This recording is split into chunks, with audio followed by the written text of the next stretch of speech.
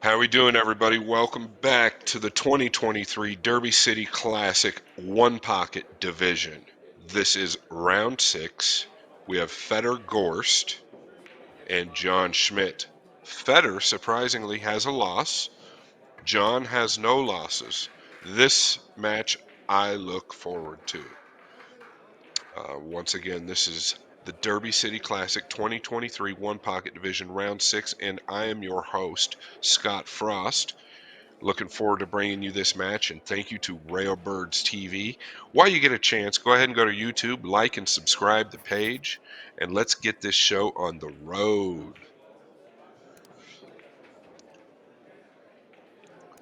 John wins the lag. Let's see what we've got here. He's breaking a little further out than your typical one pocket break, which is okay on this newer cloth. Ooh, I immediately see that he needs to be real careful of that yellow one ball because the guy at the table is possibly the greatest pool player to ever walk the face of our planet. And yes, I said it.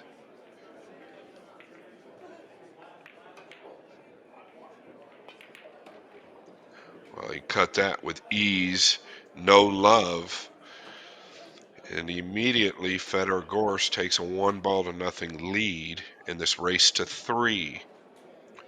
Must-win match for Fedor. I'm going to play something containing here. I'd like him to try and get under the 8 or the 4 and 7.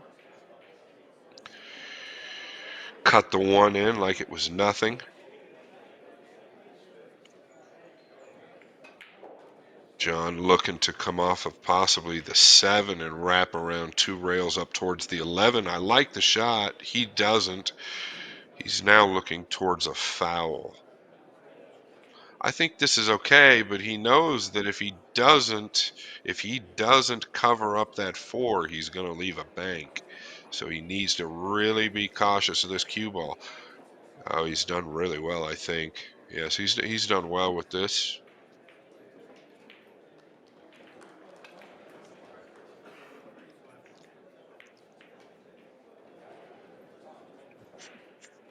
Fedor, what a student of the game this Fedor Gorst is. I've had the pleasure or displeasure of getting smoked by him several times now. He's removing both balls. He says, I'll play an up-table game. John broke the balls, and I have a 1-0 lead in this game.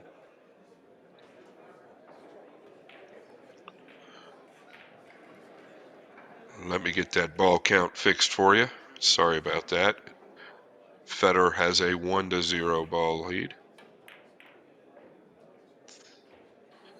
Nice power shot by John. He didn't get as much out of it that he'd liked. The 11 down low might cause Fedor some problems. So early on, one pocket Fedor Gorst would probably look at this 8 ball. More seasoned one pocket Fedor Gorst, I don't think he'll even entertain it.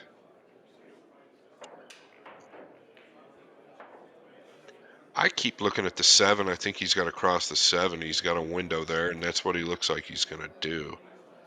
Look for the cue ball to be up behind the 13 and 12, just like so. He's hit it pretty well, in my opinion. I don't think that John can cut this 12. Yeah, he's done as good as he can with that, besides pocket it.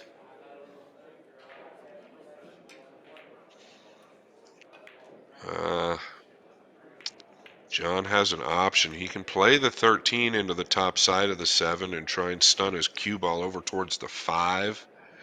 That's obviously, I think that's pretty much one of the only options he actually has. You don't want to try and kick the 7 in here with the 11 being where it's at. Just going to leave Fedor a bank.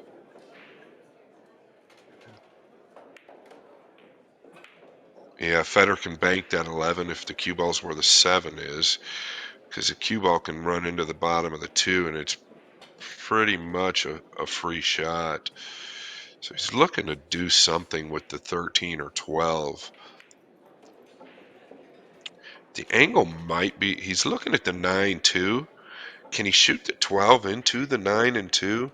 This could be an interesting shot here. It's a game winner or loser though. That's the only thing, and I feel like he's got to cut. He's got to cut the 2 a little bit. Oh wow. What a shot. Is he going to get a reward? He did get a reward. What a great shot this is. Yeah, let's take another look at this. He had to hit the 9 real heavy, and he did, cutting the 2 in. And he got rewarded with position on the 11. Wants to come around for the 10 next, or all the way around for the 14 and 12. Yeah, this is nice. I like that decision.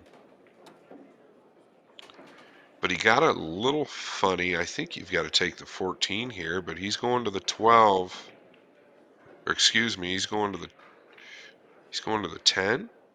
Yeah, he's going to the 14. I agree with this. Just bump the 10 a little.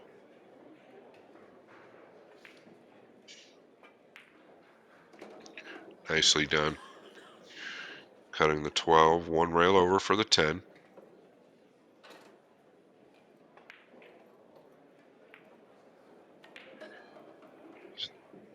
He doesn't want to get dead straight. I think he's got the angle to draw back for the 8. Fedor playing for 4. Excuse me, John playing for 4. Did he get the angle? I believe he's got the angle to drop down.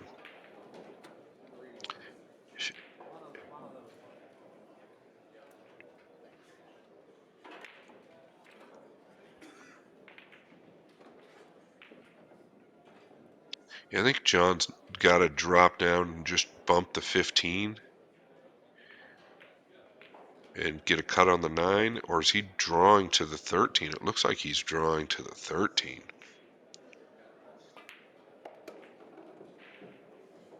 Well, if you hit it that good, then and get dead perfect, now he can go into the 15, I believe. Playing for 2.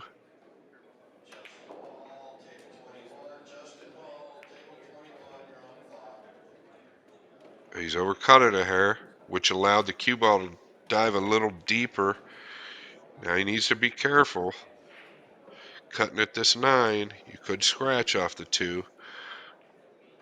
But boy, what a performance we've seen from Mr. 626 so far in this match.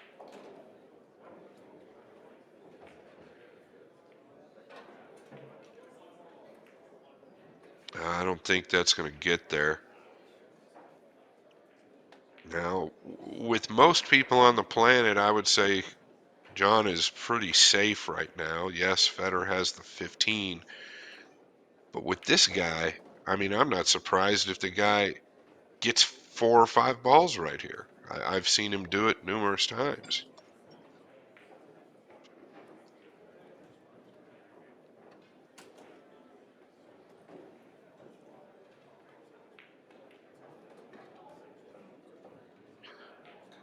Let's see if he can drop down to the 9.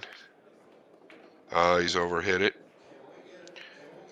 Oh, he needs that to... Okay, I think he can still remove this 9 ball.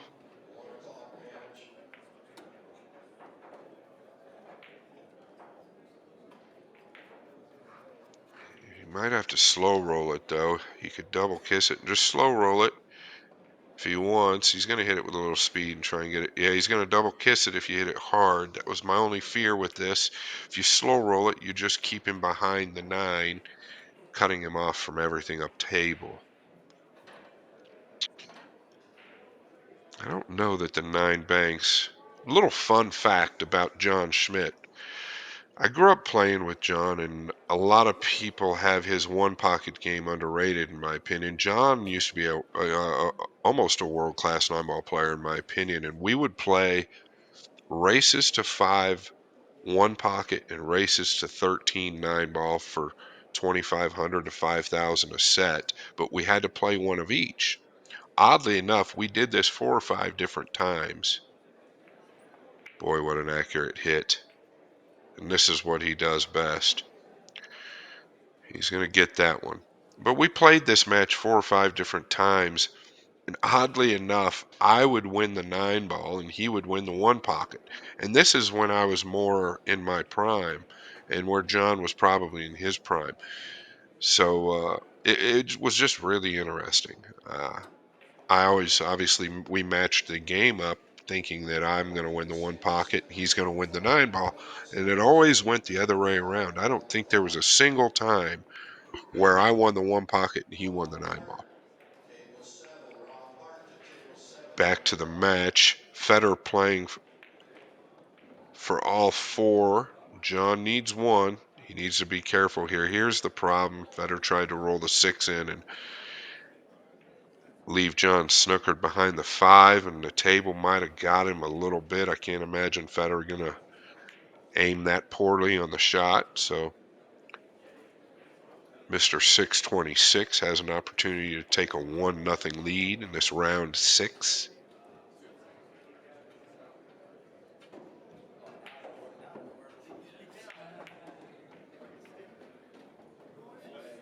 He's hit it well. Well, John Schmidt takes a 1-0 lead. Fedor Gorst to break. Might as well mention, folks, Fedor Gorst's 1 pocket game from the very beginning has been highly underrated. A lot of quote, air quote, 1 pocket fans or 1 pocket connoisseurs would always tell the people that Fedor's playing, such as myself. I played Fedor a challenge match in Louisville for 10,000, and people would tell me to get the balls up table on him because I know the game better. Here's the problem. When you're playing with a guy that has the best cue ball in the world and shoots as straight as anybody or straighter than anybody in the world, putting the balls up table might make it worse because he's never going to leave you anything and he's never going to miss a bank. So that plan backfired. And you'll notice Fedor's cue ball's out even further than John Schmidt's. And the reason for this, guys, and I've alluded to this before, is it's newer cloth, so the cue ball tends to slide. It's a little tougher to control the closer to the rail. And you don't want to hit that second ball too full. He didn't get the cue ball quite high enough. I can't quite tell if John can kick the back of this 2. Here's a good view. I think he can. I think he can swerve with a little right, kick to the back of the 2. If not, I think he could probably play a combo bank, crossing. He's looking at the 9.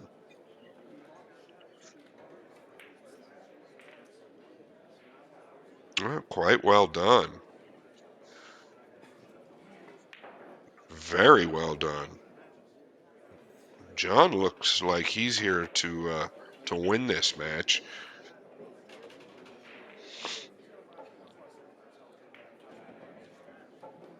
And he looks like he's been playing some 1 pocket. I think Fedor's forced to come off this 11 ball. He's got a couple options. He could try and 2-rail it to his hole and sweep the 13 out with speed.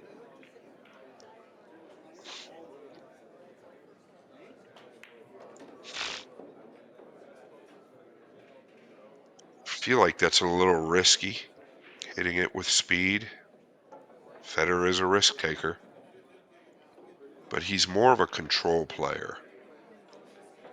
So if he feels like he can do this, then that's what he's going to do. Yeah, I like that decision more than hitting it with speed, or should I say a lot of speed.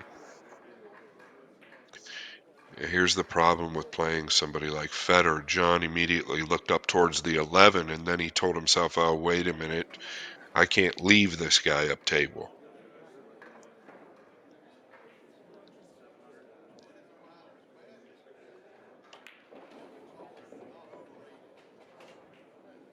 It adds a different element of pressure to you when you know that a guy that executes about 99.99% of the shots he shoots is shooting behind you.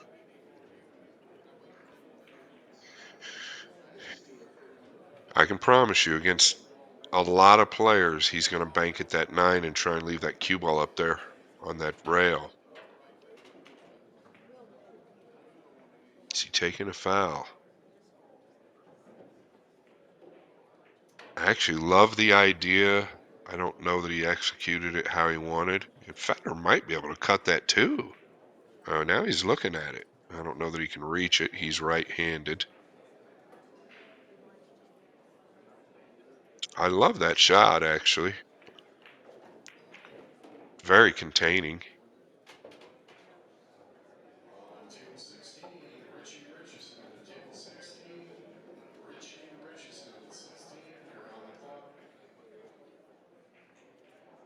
Fedor weighing out his options. He's looking at the 11. I'm not certain if he wants to, if he's wanting to just pocket the 11 or if he's trying to two-rail the 11.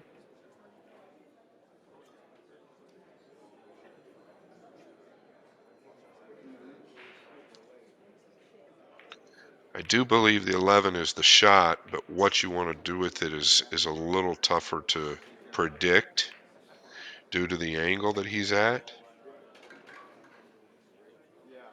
He could bank the 11 two or three rails over towards the 1 and just lay the cue ball over by the right side pocket. That's not a terrible shot. He hits this bank really well, so I can't fault him for shooting this either. As I say, he hits it really well. John got fortunate that ball didn't drop, and I believe John can kick behind it. Look at the control that Federer had in that shot, though. Both balls perfect. John said, I'm going to give that one to you. Federer playing for 7. John owes 1.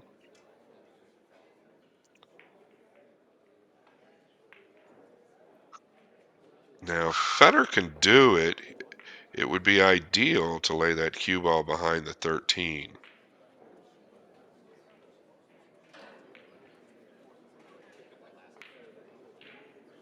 Doesn't want to move anything to John's side, which he will have to do in doing this.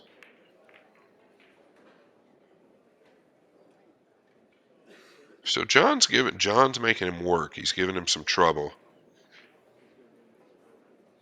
I really like what I've seen from John so far in this match. I always like what I see from Fedor.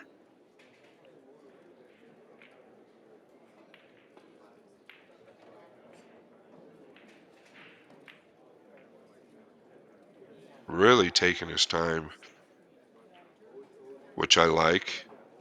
You can never take too much time. Make sure you know what you want to do. Commit to the shot. Never get down on the ball without making sure you know what you want to do.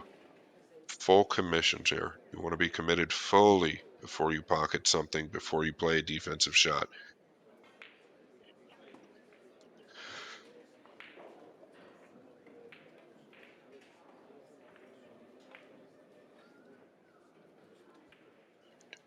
So this must be laying a little steeper than I initially thought, and I think that's why he's taking the time. Looks pretty good there, but at the overhead angle, it looks steeper. This is a pretty good angle to look at right here. I don't know. I don't know. It looks real steep there. Yeah, this is. Well, I guess this is absolutely perfect. Couldn't have placed it better without your hand. John said something to Fedor like, pretty nice speed. I guess it is. They are frozen. He's got him eclipsed on the 11 ball.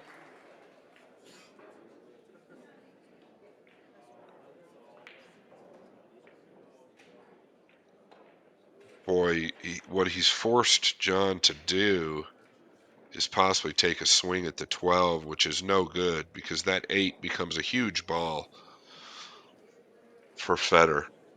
You really need to be careful if you play this 12 ball. There's actually no safe place up table, in my opinion, unless you get this 12 real close. So is he taking a foul again? Oh, this came short. This came short. This came short. Oh boy. John Schmidt owes 2 balls now. That's the last thing he wanted to do. I liked the decision, just not the execution.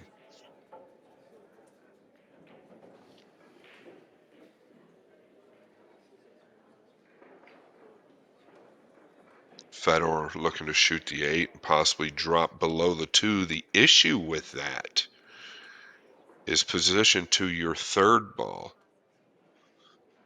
That's what he's working out right now. I wouldn't have a problem with him playing the 9-2 combination. In other words, playing position for the 9-2. That opens everything up, right? But if you get below the 2, you could run into some positional errors on your 3rd shot.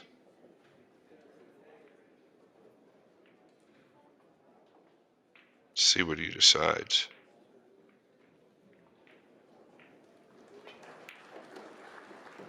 Yeah, okay. Did he get flat enough to where he can come back over for the 9? I don't think so, but maybe the 11 passes. If the 11 passes, he's going to get up there somewhere by the 12, or he's going to try. This is the problem with that shot, in my opinion. I think that if he, let's see what he's going to do here. Yeah, he's got something in mind. He's going to bank. He's going to bank the 10 and put him behind the stack. That's definitely banking the 10 into the 3 or the 13 and playing the cue ball. One rail behind the 6, 15, and 7.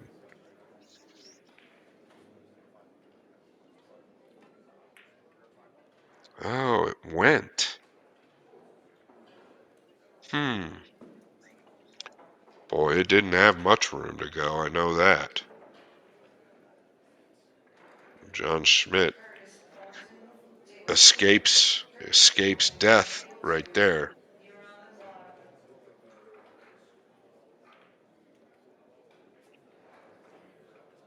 I know he can roll the 10 in, but he's playing the 9 into it. I don't know that it was the right time to do all of that. It's going to really sting. Fedor's going to pocket this 9, or at least try, and it carries position on the 4 or 6. He's going to have to hold it with a little bit of left-hand English.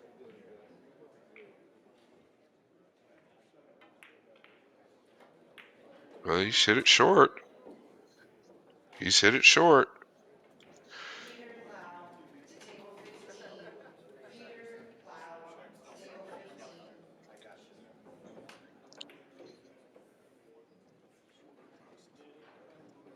John definitely has options here. I would definitely look at the table a little better here, weigh out your options, and make sure what you do in this inning is the correct move. We can't see everything from the booth. He's definitely got a 3-railer on the 11. I'm not a huge fan, but what about chipping the 3 into the back of the 13 and playing the cue ball up by the left side pocket? The 3 is going to get close to your hole. Or why not just do that? He was trying to bank it into the 3, he said. But I love the shot. And go into the 14 here. Oh, he was trying. He decelerated there. A lot of body movement. And this could cause him problems. Watch the body movement here. Oh, excuse me. Watch this shot here. Oh, okay. Go ahead, Mr. Schmidt. Yeah, so he decelerated on this last shot, and He had a chance to win this game. That deceleration could cost him this game. John owed 2 at the start of this match, or at the start of this run. Now he's kind of forced himself to go. I don't know that he can reach it.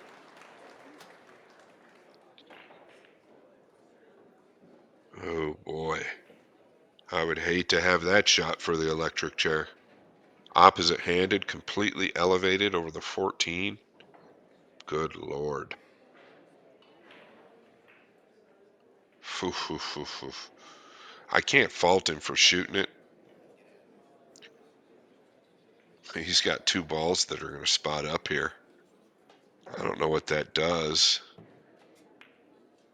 Probably not much. Fedor can at worst bank the 7. I think he can get to the 9. Maybe not. Yeah, I don't know. It was such a tough shot that John had there that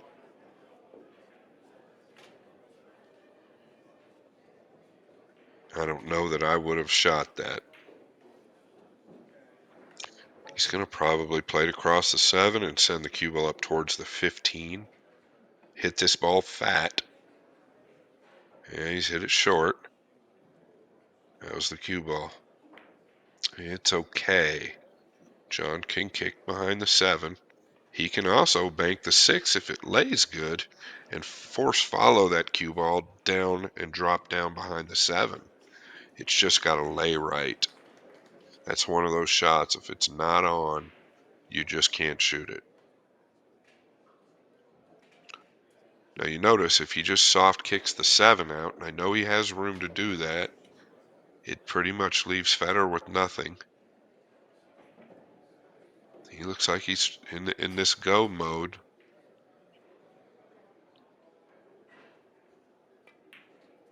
Nah. Yeah. It's funny for me on the outside to watch these matches, and it's really good for me as well. I learn a lot. I learn a lot.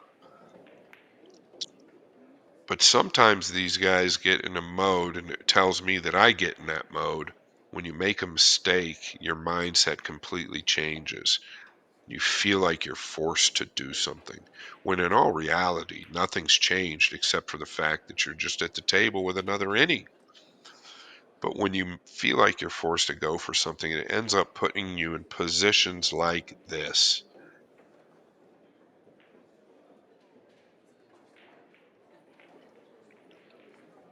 I don't think it's going to get any better for John, especially if those are both frozen.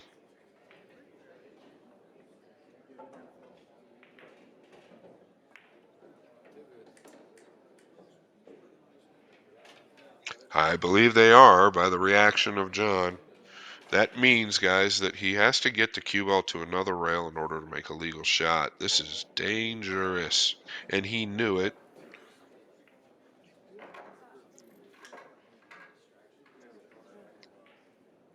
Fedor has some options here. He can do the same thing he just did, or he can play the 13-6-9. I can't fault him for that because your cue ball is going to be safe if you hit it decent. The 9's even got a big pocket with the 7. Can't tell if that 9 is frozen. That does make the difficulty of this shot much higher.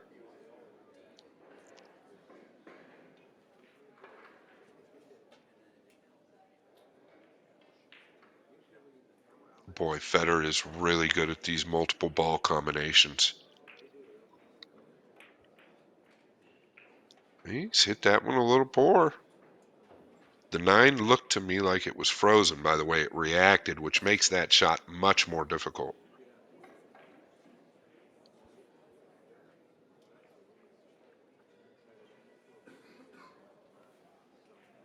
Can he shoot the 7 and clear the 9? Shoot the 7, clear them both. Boy, he looks like he's really elevating. Is that? Oh, he dug it. He dug it out. Nice shot there. Well, John was in a really bad spot, and he's gotten himself out of it.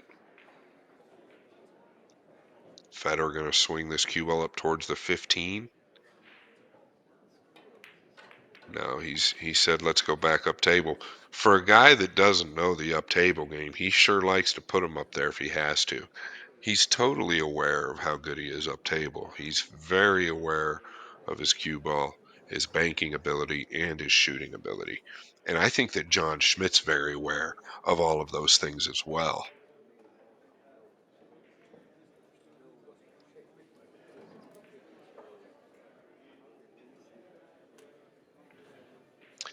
John owes a ball.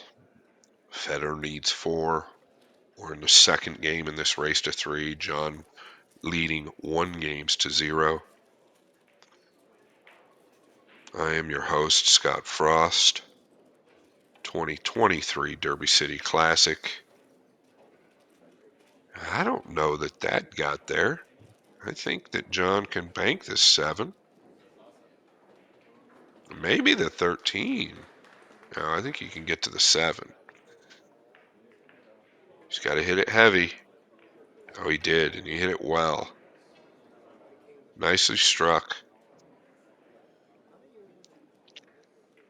John's going to get himself out of the hole. Paid his bills.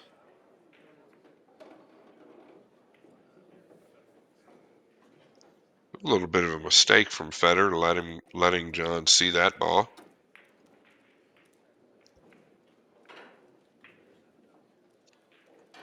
I'm excited for the up table game here. You can learn a lot when somebody's doing something, even if it looks like they're not doing anything. They've always got a method to their madness.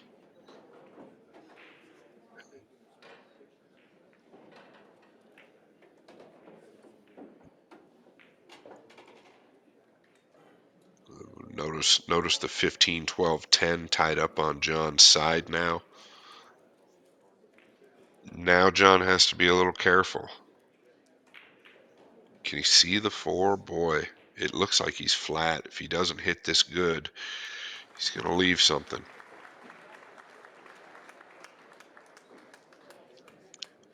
Didn't hit it terrible. He just hit it a little firm, maybe, but he was conscious of leaving the cut on the 5.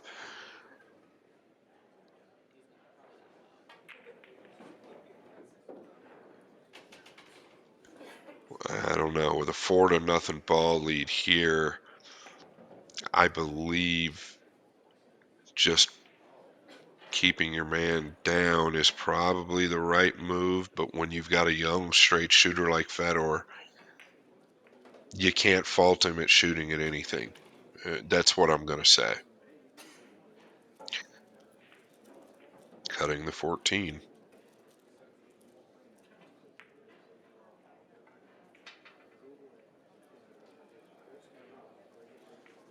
Yeah, here's the reality of it. If he pockets the ball, he looks like a hero. The reality of that is he had a 4-0 ball lead. There was no reason to force that issue. Um, John, if he just puts the cue ball on the lower rail and sends something up table, you're making John chase the first move. Instead, you just let John back in the game. I think John could have put a little more effort into getting closer to the 13 there. Coming back over for the 5. He's hit it well. He's hit it really well, and he's carried the angle to where he can go 2 rails up behind the 9 and 3.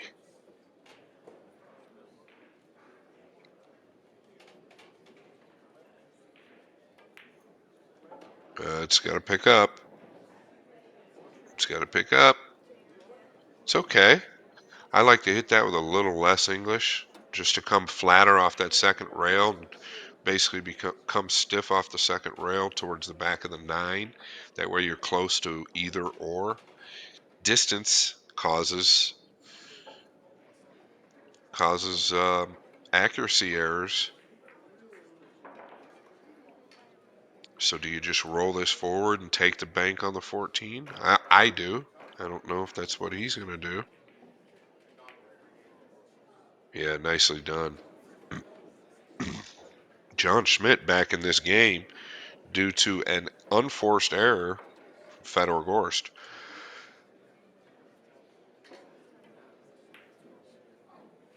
Yeah, he's overcooked this one. But notice what just happened there. I believe that he's nudged the 15 in such a position that it could be close to wired to his hole. That makes a world of difference in what happens in the next inning or two. Fedor wanting to bank this back up into those balls. Not quite sure.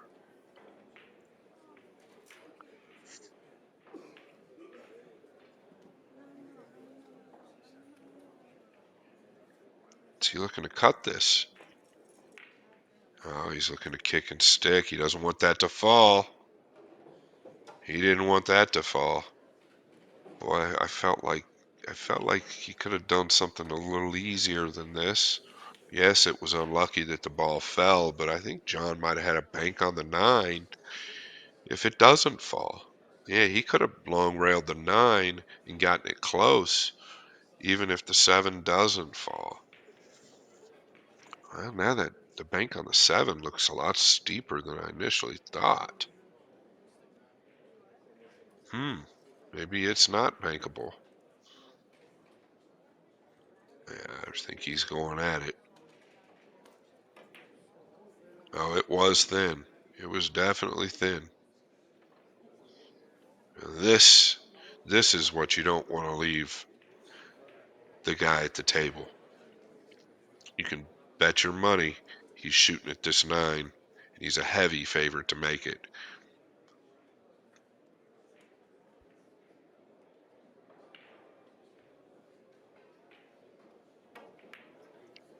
He's going to pocket the 9 and try and drop down one rail below the 7. I see 3 immediate balls that he could probably get. He could probably get the 9, the 7, and the 11. But he's got to start with this one.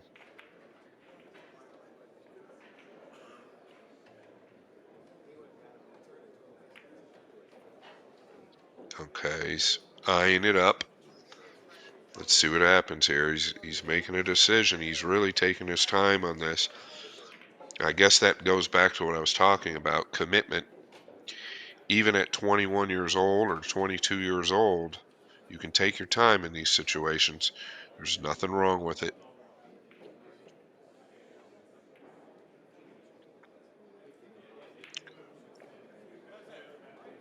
You just get the feeling this one's going down.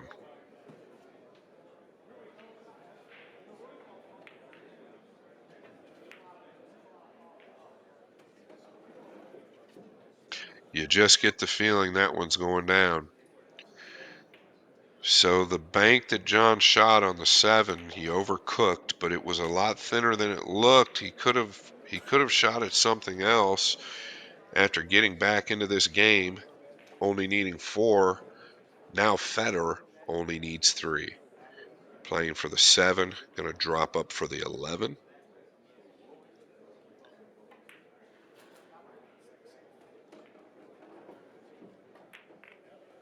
Well done. Not only well done, but he's carried the angle to come 1 or 2 rails behind the 6.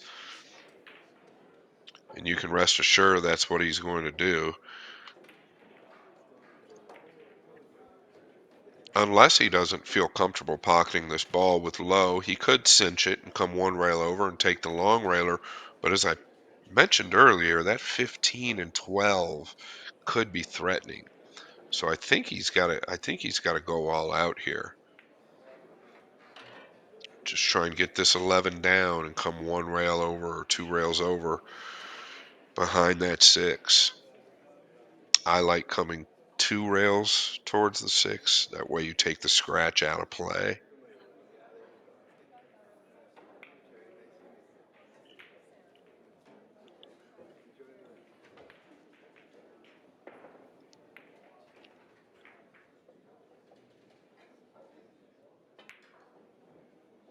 Oh, he's hit it so sweet. He tried to come 2 rails. He didn't quite get there. Now he's got options. It all depends on how the 12 and 15 are laying, but I don't think that Fedor wants to leave the cue ball back there.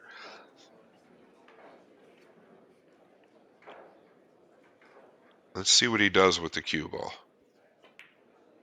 Okay, he went forward. And that caused him to lengthen the 6 out, which we'll go back to this. The 15, what's it looking like? I promise it's close.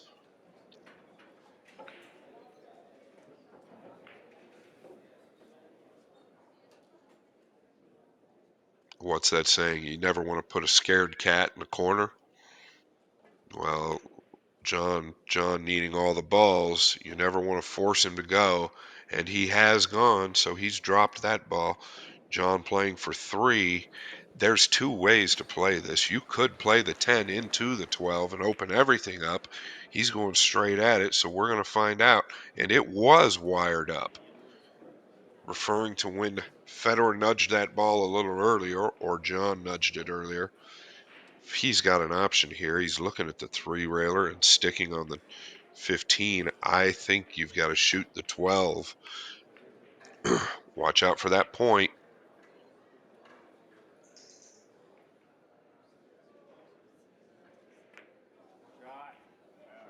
Oh, he's hit it well, but he didn't get there. We have a ball game. John said, I feel like I'm playing Fedor. It is a factor. I've played Efren. I've played them all. For some reason, there's just this aura about Fedor at the highest level that I get that I've never had before in playing another player. And it's just there. He's 2 railing this. This is all about the cue ball. Oh, he's lost the cue ball. He's completely lost the cue ball. That could be detrimental. I think it's going to cost him this game. So when you're 2 railing that ball, you've got to hit a lot more low and a lot more outside to just suck your cue ball 1 rail up to that center diamond. Therefore, the way that cue ball reacted, it tells me that that shot wasn't even available. It was too thin.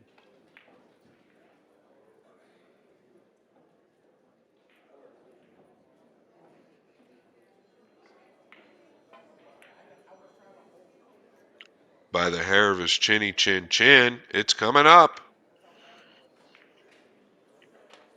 Came up just a hair. I can promise you, John's happy to be at the table.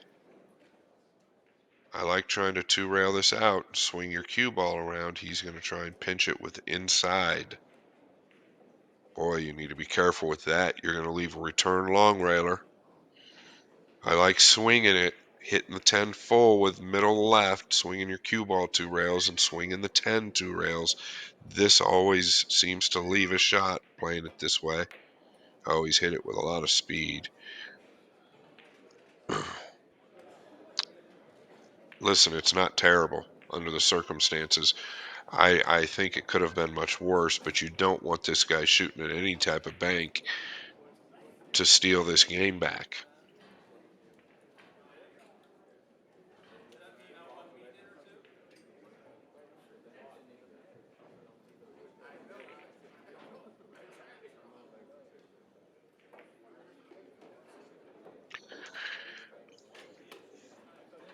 I don't know of anybody that hits this bank better.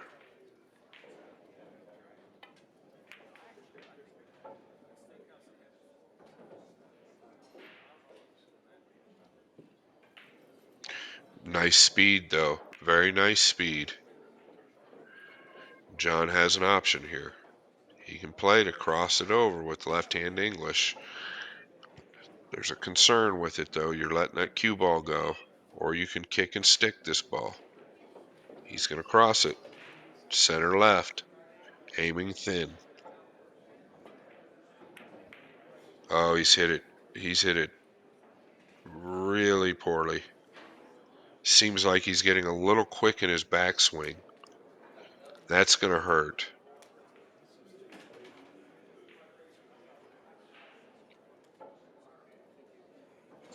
Seems since he's two-railed that 10 and lost the cue ball, he seems like he's kind of lost the plot a little bit. Getting real quick with the backswing, which we haven't seen so far in this match.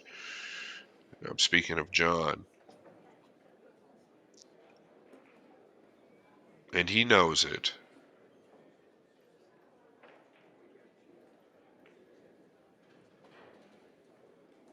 Yeah, there was no need to hit the ball that fast or that hard. Fedor Gorst to tie this up. Can he make it? Well, he's hit it perfect. Nicely done. That easily could have been John Schmidt's game in a 2-0 lead, but instead, here we are. Round number 6, one apiece.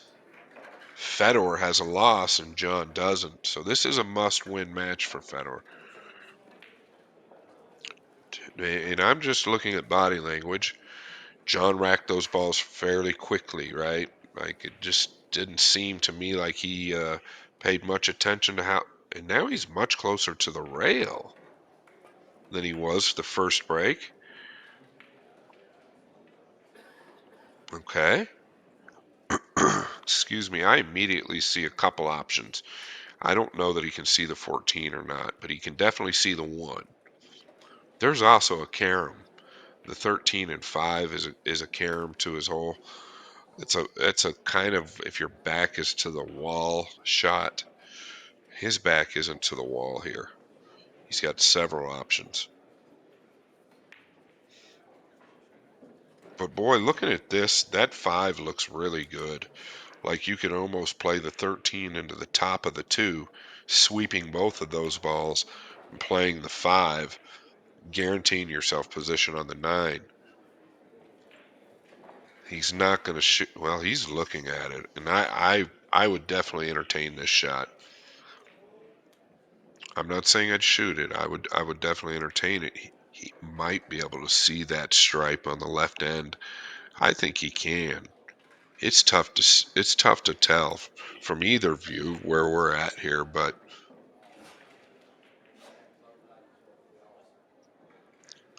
obviously you can see the 1, but what can you do with it? Maybe bank it 2 rails into the bottom of the 2, or can you bank it directly into the 2? That's possible. I think that's very possible.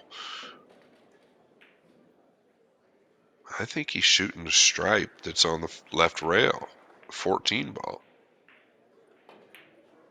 No, he's played the 1 into the 9. He missed, or excuse me, he's missed the 2 ball completely, and that was intentional. What an excellent shot that was.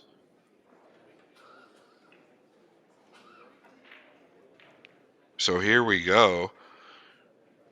A big turn of events. John Schmidt was leading 1-0 with a chance to go up 2-0, and the next thing you know, Fedor Gorst possibly looking to go up 2-1. He's going to try and bump the 13.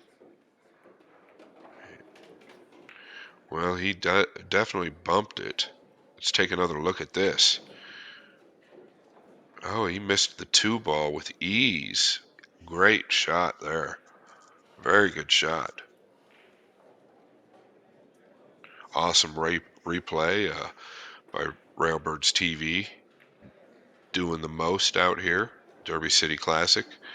It's awesome to have another stream out there for the tournaments. Keeps the guys in check and a lot of pressure on them. It's just nice to play when you're on stream, right? Pool's come a long way when it comes to live streaming. He's looking at the 13-5 combination. I can't blame him because the future is very bright for it. You're guaranteed a shot on the 13 if you can pocket this, or at worst the 1. Doesn't want to shoot the 1 though because he cannot get on anything. He's too elevated over the 6.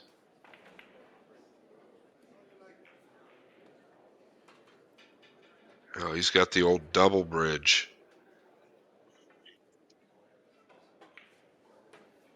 Ugh. I'm so bad with the bridge. I wouldn't use one bridge, let alone two.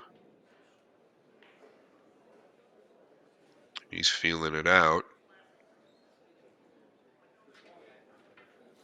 Oh, boy. That does not look stable.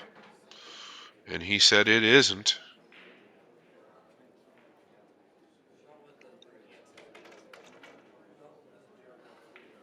He might be forced to shoot this one and try and come into the 13.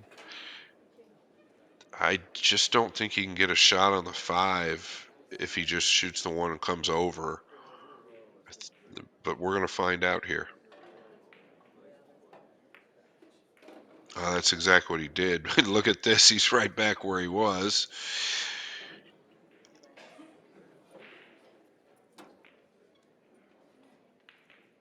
Can he see the 13? If he can see the 13, he might take a bank at that. Pretty sure he's right back where he was, pretty close to it. Oh, he can get to it that way. He looked a lot better over that ball than he did the previous one that was over the stack. He's just going to roll down here, I believe, unless he can. Yeah, I think he's got to roll down. Correct. Might have wanted a little more out of that.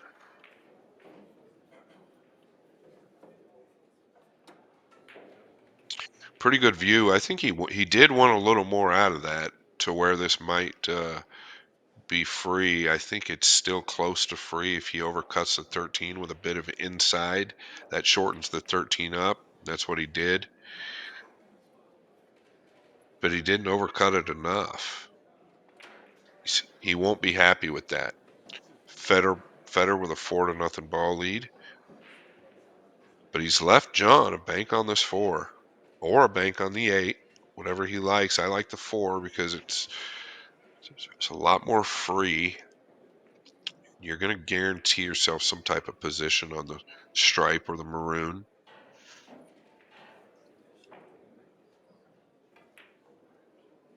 He's hit it short. I sound like a broken record.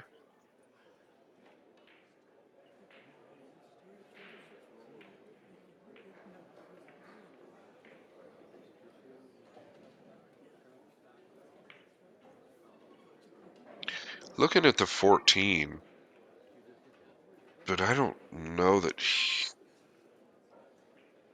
I don't know. He's got it. What I'm concerned about there is leaving something on the 15. If he can drop down behind the 4 shooting the 14, that's ideal.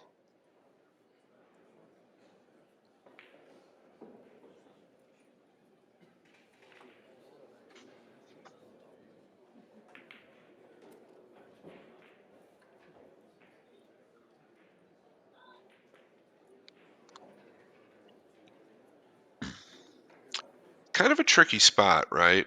He's kind of in between and knows he's very aware of the fact that John's going to shoot being down 4 balls to 0 in this match. If he leaves him any type of bank, he's going to shoot. The cut is too thin on the 13, but the problem is the 14's kind of out there like in no man's land, so he's got to do something with the cue ball. You have to do something, especially with the 8 sitting there and the 15 sitting there. That's a really good view. I mean, I'd almost not fault him for cutting at the 13 as straight as he shoots. That's how funny this position is. That's why he's taking so much time. Can he bank the 15 into the back of the 14 and stun down? Yeah, it might be a little risky. Yeah, once again, though, the 14's just kind of in an odd spot due to where the 8 and the 15 are. And then again, Fedor wants to protect against the 13 that's nearest his hole.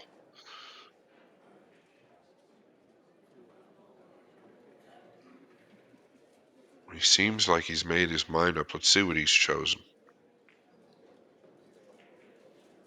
Yeah, it's a funny little spot here. This is interesting.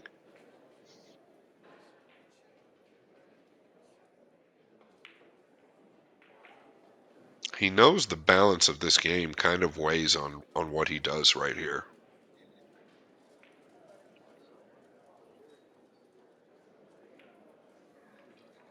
Hmm. Trying to understand. Is he looking to bank the 8 into the 4, swing the cue ball 2 rails, and double him up on the 15 and 14? Boy, that's asking a lot.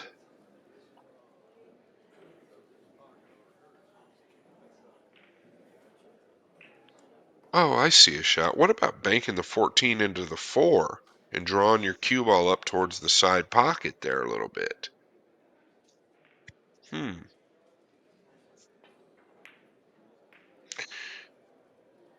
This is going to work out, I think. John has a bank on the 14, but it's not without peril. Yeah, it could have been a lot worse. That's why Fedor didn't like it. It was laying to where he was going to kiss that ball, the 4 ball. And this is a little flat, a little too straight to be banking this. If you don't get that cue ball up table, Fedor's going to cut this 13. Oh, he's hit it nicely, though. He's hit it nicely, but how nicely has he hit it?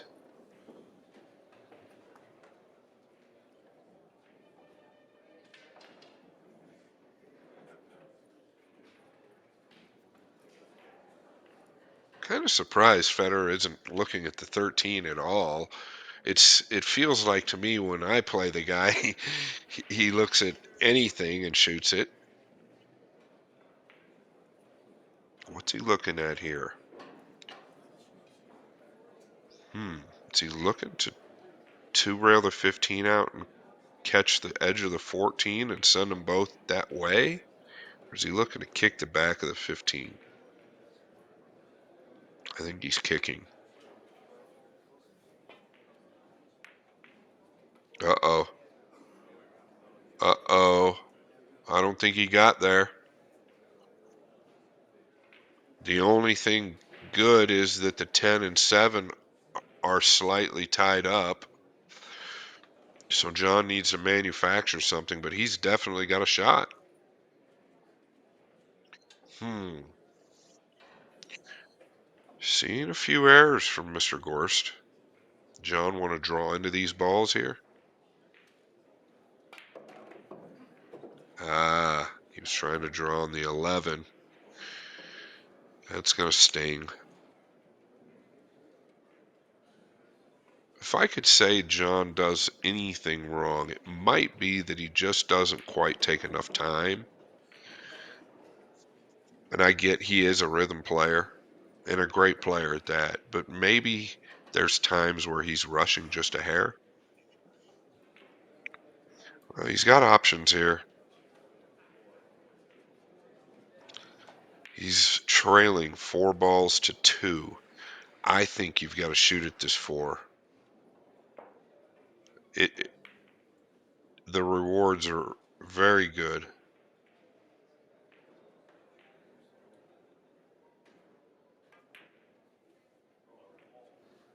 Hmm. I don't hate it. I don't hate that shot. I just I don't love it either. But he's back in the game.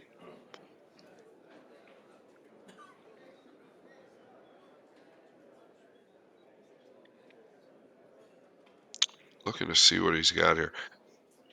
I wouldn't fault Fedor if he came off the edge of the 3, bringing him up here where his cue is at. Those balls are not doing him any favors right now.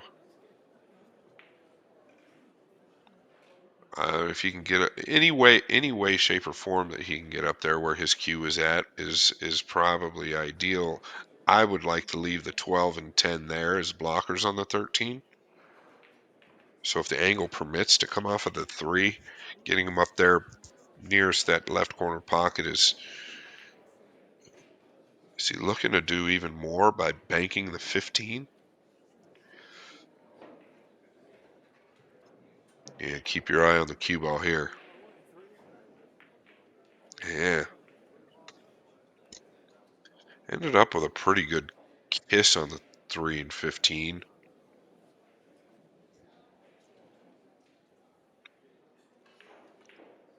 Was John looking to attack here with the 7 ball?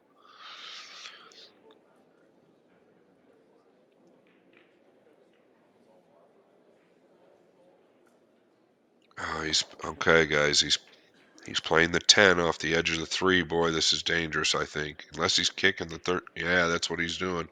What a hit this is.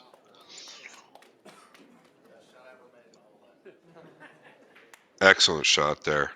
Absolutely perfectly executed.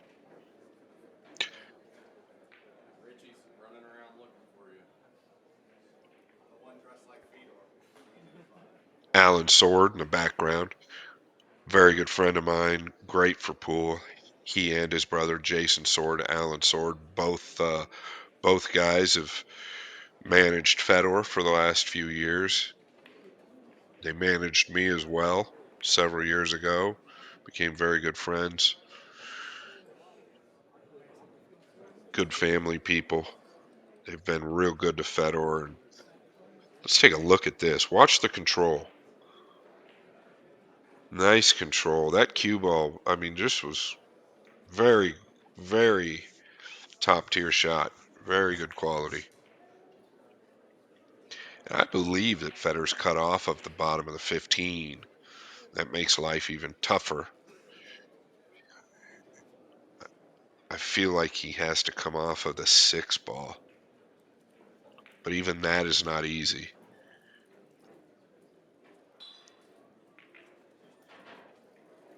And see, I do love doing this with everybody tuned in. Thank you all for tuning in. But I mean, I learned a shot there. I didn't think that John could go forward with that cue ball, and he did. So this is just great stuff to watch. Both guys playing really well, making good decisions. Billy Thorpe on the right side of your screen.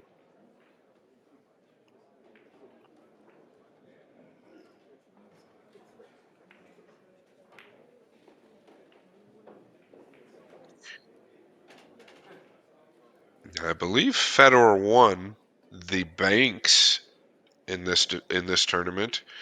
So he is definitely taking his time because the all around is a real thing that he's focused on. It pays an extra $20,000. Not bad for a few days' work.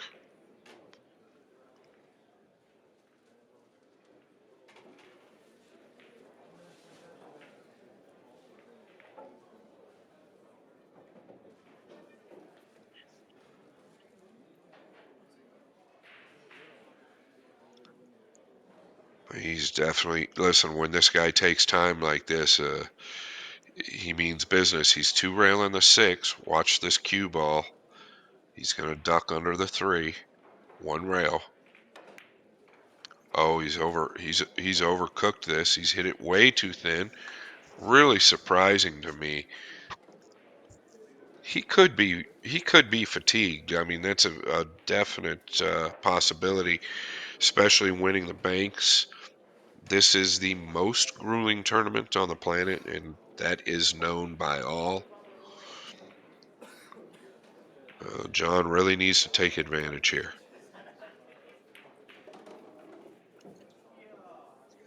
The 4 obviously passes. Just seems a little quick to me. Could be nerves.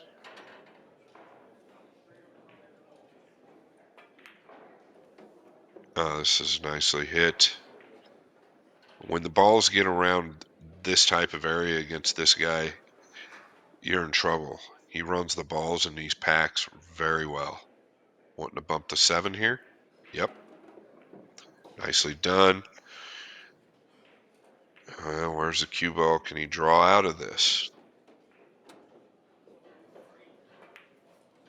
He can and did.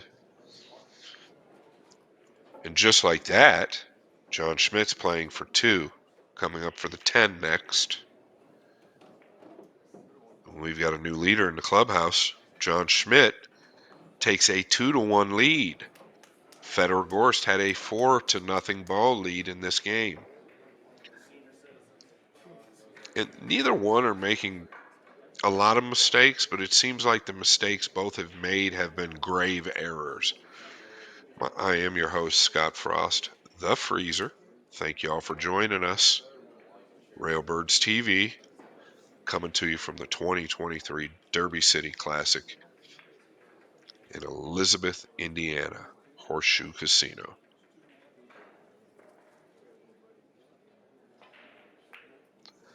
Okay, he's hit these better. Just needs that cue ball to carry. Yeah, he's hit this break a lot better.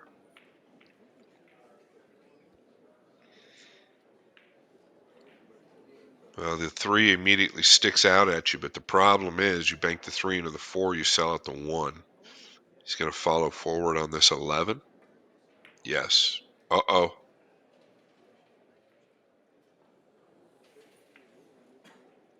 He's immediately left Fedor a cross corner bank, but that is a tribute to how good he broke the balls. The only issue with this bank is that I don't believe it's free. When I say free, I mean I don't believe he can shoot this without risking giving up some type of an offensive shot. So I don't know if in this angle it looks much steeper than I thought. He's also got to make sure the 9 is not lined up to John's hole in case he wants to bank the 10. Let's see what Fedor chooses to do here. I think he's going. Yeah, I think he's going to bank the 13 and play the cue ball around towards the 1. Totally committed to pocketing the bank.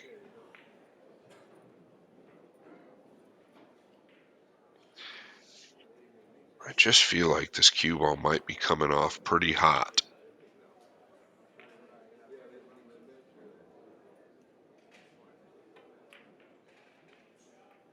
Okay, he's overcut it. He's played more cue ball than he has object ball. I don't think he wanted to do that. He's dropped his shoulders and his cue. Not pleased with himself. He is human. John's going to 2-rail this 8 out. Maybe into the 4. Yep, like so.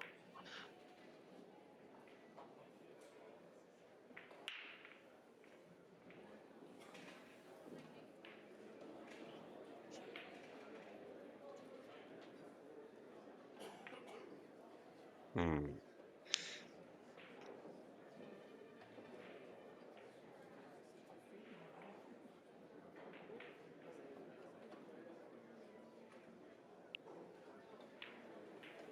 Fedor looking to bank this 10 off the bottom of the balls? Or is he looking to bank it clean? Or is he not looking to bank it at all? Yeah, he's looking to bank it clean, but he's more playing the cue ball. Yeah, it's okay. I feel like he could have done a little bit more with that. Maybe sensing a bit of frustration.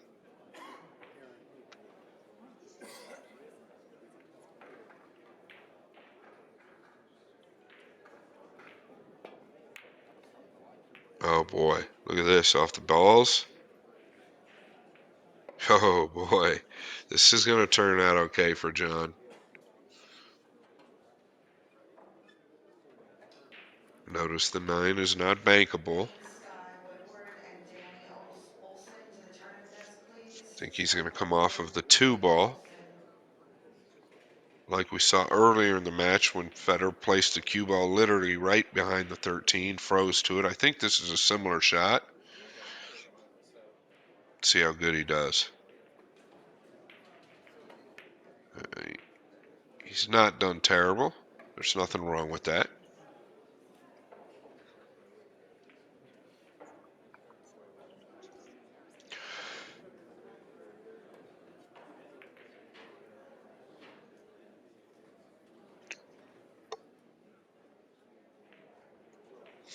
John immediately going to the 5 ball.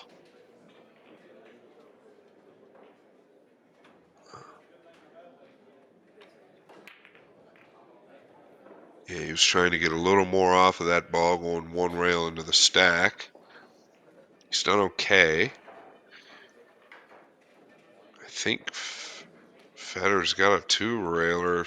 Don't know that it goes, but I think he can 2-rail the 15 above the 4. Just over into like the 2 and 8 maybe, but really all you're playing here is your cue ball behind the 9.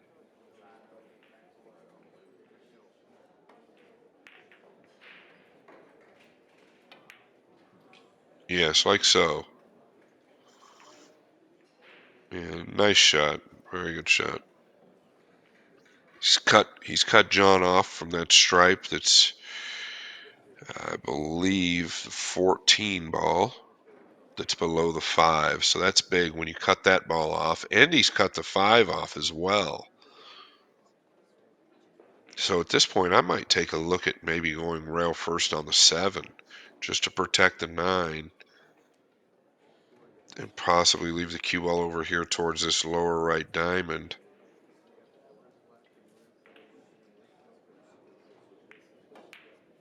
Oh, yeah.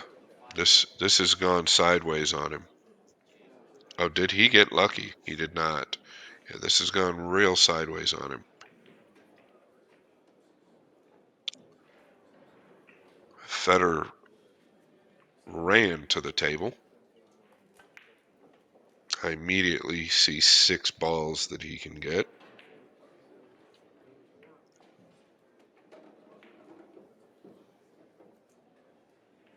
Did he do it? I think he can still pocket this, but it's possibly giving him a reality check that he needs to slow down.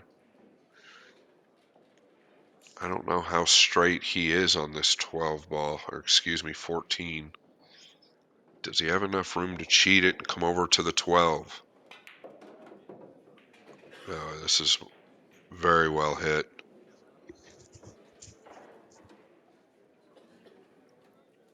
Now he's got options. Do you want to drop down for the 13 and 7, or do you want to stay above the 12? I like staying above the 12. I think he does too, but I guess that's why you have the options. It all depends on how the cue ball ends up. Looks pretty steep by this angle, but this angle he looks like he's got plenty of room to hold. A little low left.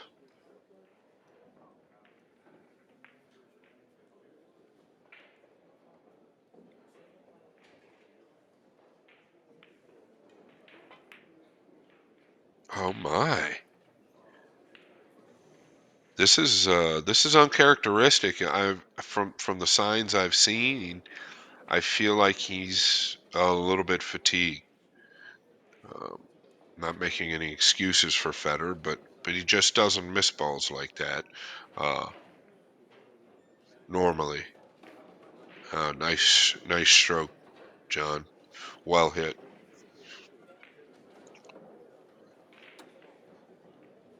He's gonna go into the 7 here. Be careful. That's well done. Now you've got an angle to go up, but here's where I might take an extra second or two. And I think he's gonna do that.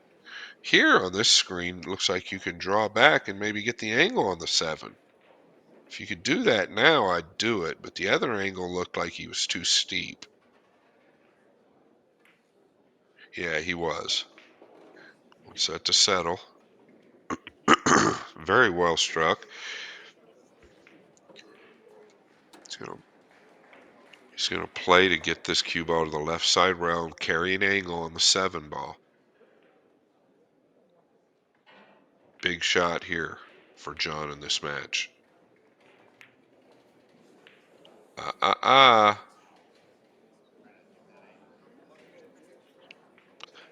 Yeah, he decelerated a bit. He had a little body movement. Seems like when that happens, more often than not, you don't execute what you're trying to do. It's interesting. When we're young, we don't have to worry about our body movement and our stroke. When as age creeps up on us, it just seems to be a natural presence.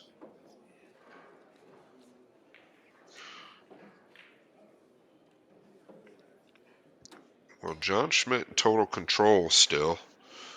The 4-2 ball lead, leading 2-1 in the match. Fedor with a few uncharacteristic mistakes.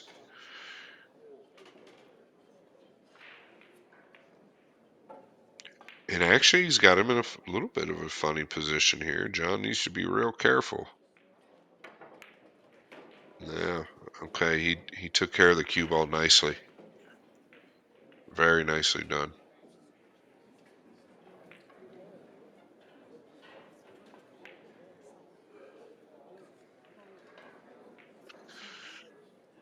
Play the 8-up table. Cue ball down to the bottom rail. Yeah, he didn't get it there. Makes life so much more difficult if you can get that cue ball on the rail. It's not easy, but it makes things much tougher on your opponent because now they can't get to the bottom of the cue ball.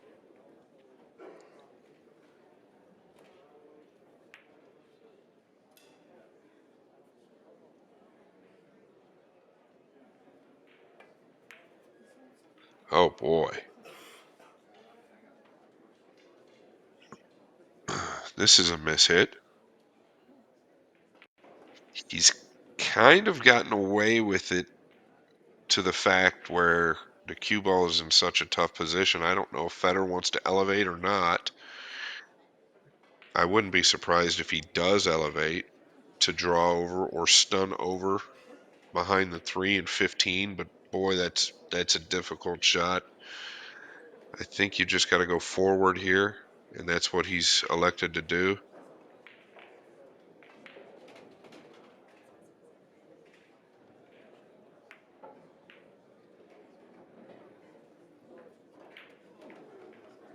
Yeah, he put a good stroke on the ball. I believe that's why it fell. He's hit it clean with good speed. Looking at the 2 ball now. I might look at that 15 as well. Look at that angle. That's a great angle right there. I might look at that 15 and go into the 3. He might feel better about this, though. Let's see how it ends up. He might be able to play this cue ball into the 11. That's what he was trying to do.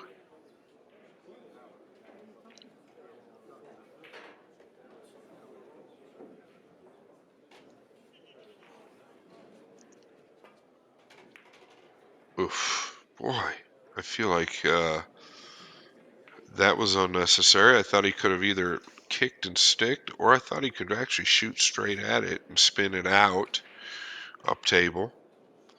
Fedor Gorst trails 3-4 and needs this game to have remaining life left in this tournament and still life left for the all-around. So this is why Federer's taking his time. He knows how much is at stake here.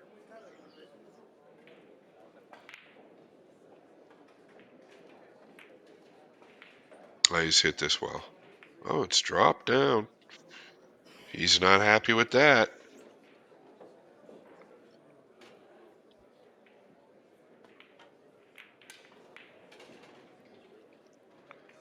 Be careful here. Nicely hit.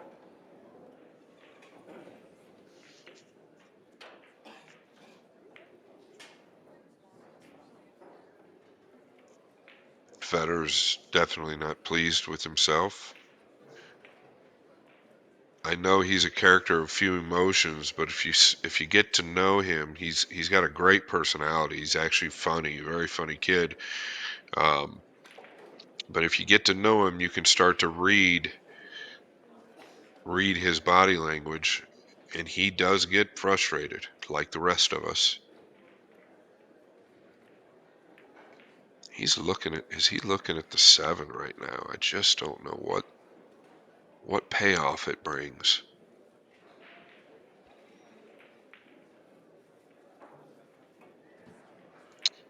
I believe he's banking the 7.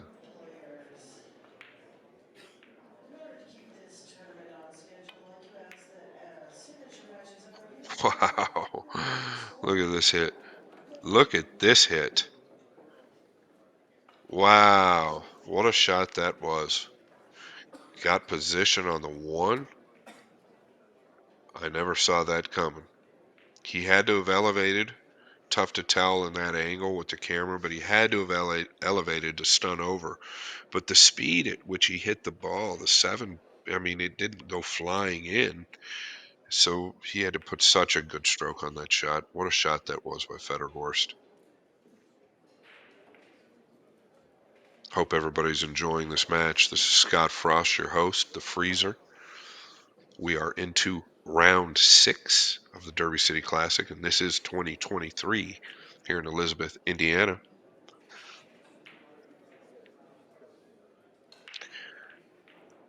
He could pocket the 2 right now.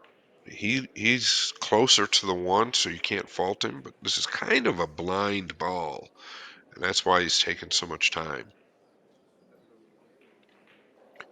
I think he's going to want to come all the way over for the 15. See where the chalk is on the right-hand side of the table. Somewhere over in that area. Doesn't want to be on the rail, but he does want to get it over. Maybe not that far over, though. Well, he has gotten that far over, but the problem with this is he's gotten the low angle, meaning the cue ball's going away the wrong direction. So this shot doesn't come without risk, right?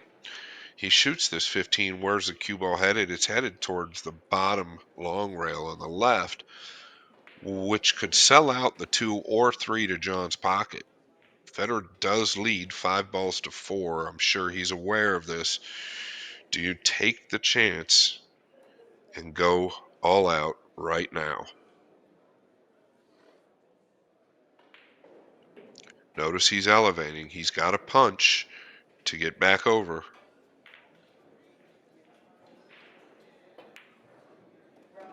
Oh, what a shot. What a shot. Fedor Gorst playing for 2 and to tie this matchup at 2.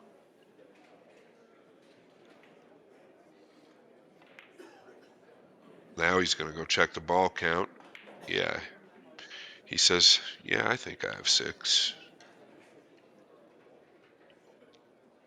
I think all he has available here is just to draw straight back. Pretty self-explanatory. Oh, he even had a little angle to go that way. Playing for 1.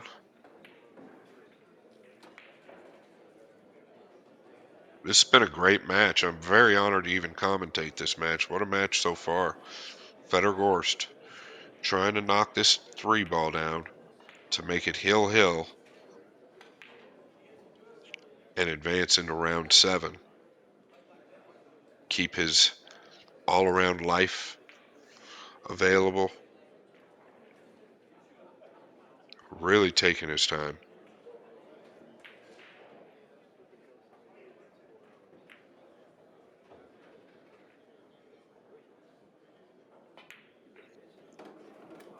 Nice shot. It looked like he hit it a hair heavy.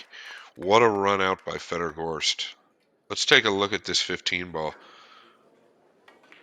He got so much out of that. He made it look so easy that us at home just think it's another everyday average shot, when in all reality, under the circumstances, what a shot. What a shot.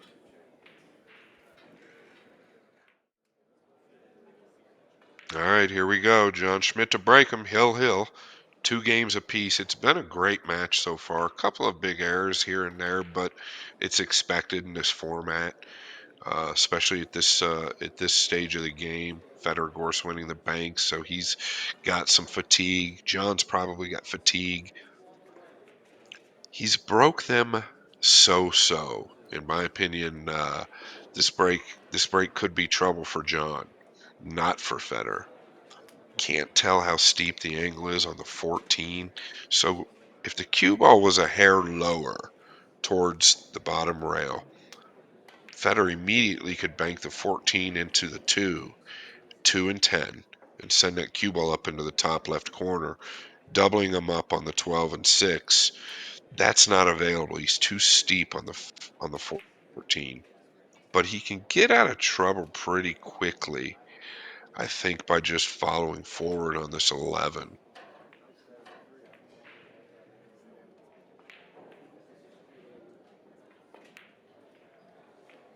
And he's even done a little more than that. He's stunned forward to get something on his side. This is well played and well contained. I look for John to come off of either the 1 or the 4 and try and get him behind these balls. Try and get him behind the 13 and 5.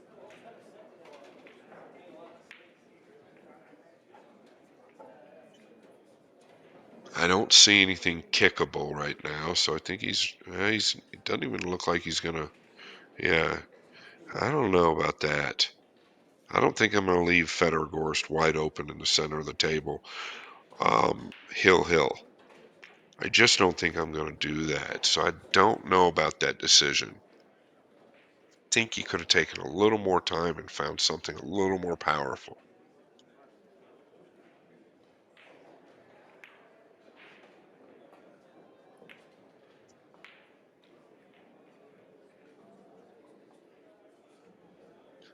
Federer immediately looking at the 4 off the 13, or is he looking at the 13 off the 4? I believe he's looking at the. Oh, he's watch this shot. Watch this shot. Okay, I thought he was actually shooting the 3 into the. Or excuse me. I will just delete that comment. Still turned out pretty good. Thought he had a combination there, like something like the 9, 10, 15, 8, 4 off the bottom of the 13. And sometimes those balls are wired. It sounds crazy, but I was just looking at something like that. The way he acted, I thought he sniffed out a dead one. Now John's going to put him back in the stack here. Yeah, nicely done.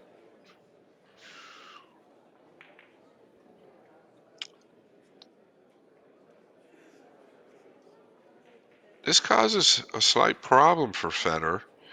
Even though these balls aren't threatening John's pocket, the one being low and the stripe on the left side pocket, those are both going to cause some problems for Federer right now.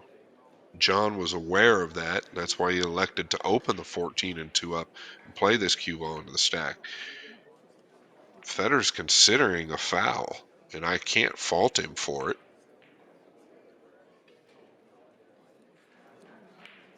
Where do you take the foul? Do you 2 rail to the right long rail, bottom rail, left long rail, and into the stack? 3 rails into the 15 by the 8? What do you do?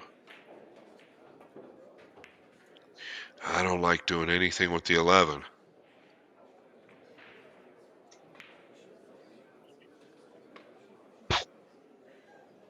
Is he looking to leave him long and straight on the 12? I don't hate that at all. What I mean by that is if you see the chalk over here on the left side of your screen, just a little to the inside of the chalk, just take a foul to the bottom or to the left long rail and then to the top rail. Just take a foul to that and challenge John to shoot the 12 long and straight. He's not even going to shoot it. The only problem with that is the 11 ball. Is he looking to kick at the stripe? He is. Nice shot. Not bad, not bad. It's gotten him out of trouble. Pretty creative, simple little shot there. I think he looked at it like even if he doesn't make contact, cue ball's going to stay right there in that area, and it's very containing. And it is very containing. it's cut John off from the opportunity to put him back in the stack, and that's ideal.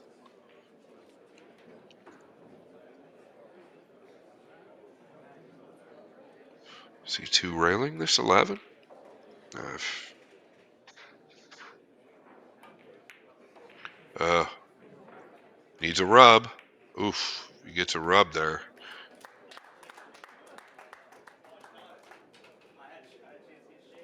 Fedor's slowly working his way out of this.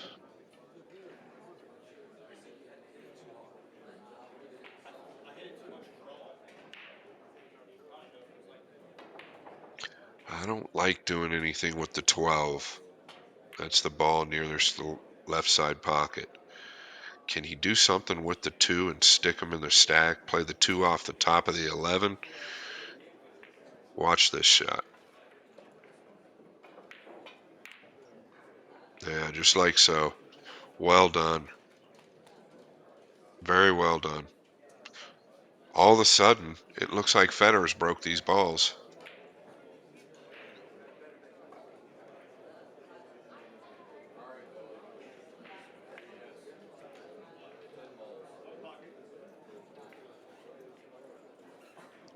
I'm trying to figure out what he has. He's got some big trouble right here. He might only have the 9 and just stop right there on the 10. Yeah, that's really all he could do because he had to guard against that 6.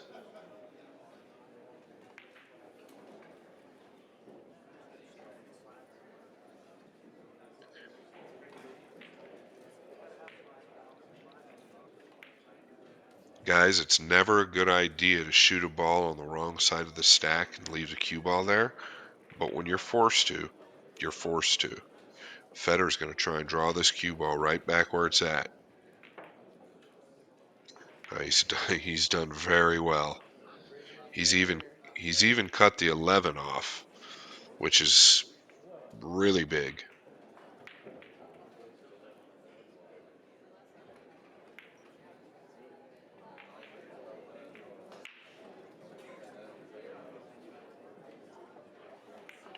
John looking up table. I just don't even think there's anything up table to be looking at. You're going to have to take a foul, but the problem is, as I mentioned just a little bit ago, is you've got to guard against that 6 ball. And obviously you can't leave the cue ball low because of the 1. I just don't know what you can do up table. I don't see anything good. Yeah, he just when you're just trying to put the cue ball right above the 1, it's so difficult to do, even when you're not coming off of another ball. I would reconsider this. I'd really take my time and look around here.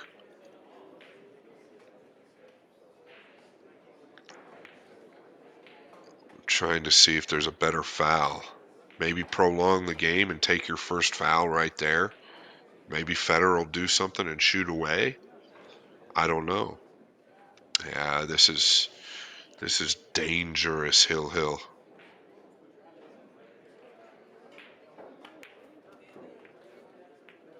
Oh, look at this shot. Look at this. He accidentally combo 3-rail banked the 9 into the back of the 14 and stuck him behind the 6. Holy mackerel. I retract my statement about not knowing about it. Let's take another look. He got pretty fortunate, but the cue ball is where it's at, folks.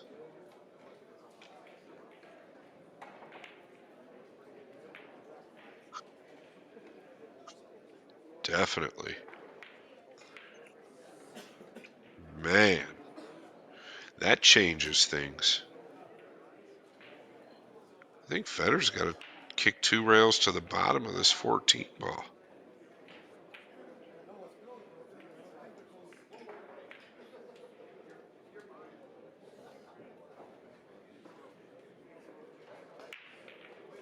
I really don't see anything else. And that's what he's looking at. And he doesn't even want to do that, but I don't think he's got any other options. He could just softly drop down on the front of the one. That's really no good.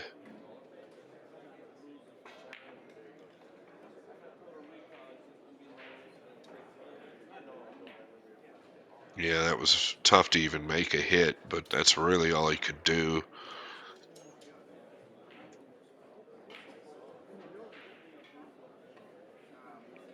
John really needs to take his time here. I don't think he can see all of the two, but if he could see the bottom of the two, he can put Fedor right back behind that 13. Just clip the two and go into the 13 and 4. You've reversed everything on him. I don't know that he can see that though. If he can't see the bottom of the two, then you've got to be very careful. See, kicking into the stack, I don't think it's time for that either unless you're taking a foul.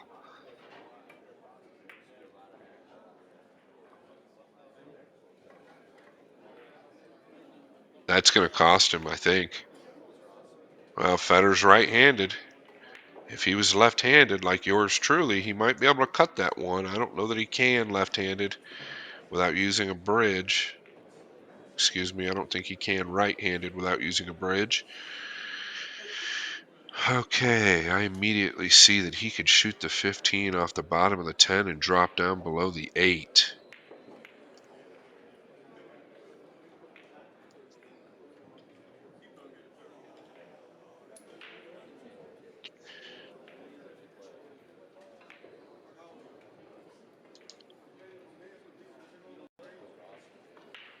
Boy, I don't think that's doable with the way these balls are laying. You miss this one ball and it could be curtains. I think you've got to play the 15 and just play all cue ball. Even if you don't bank it off the bottom of the 10, you can draw it. Definitely stun it down behind the 8 and get motion going to your side of the table.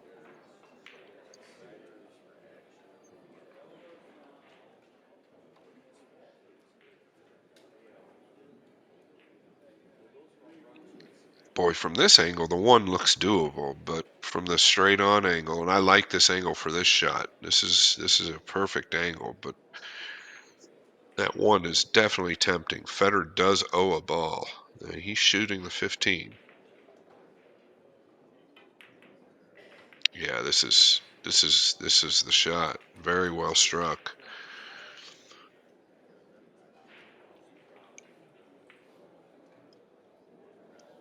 When you've got a cue ball like Fedor's, you can do what I say.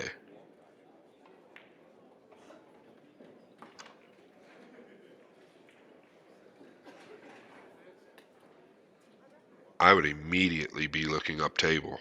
What is doubled up? What is tripled up? Can you get him up there on that right diamond on the top side?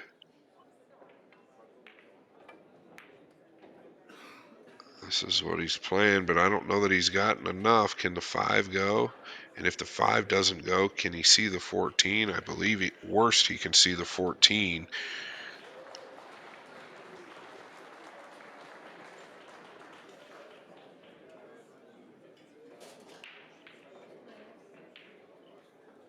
Does the 5 go? He's not shooting the 5. There's no way.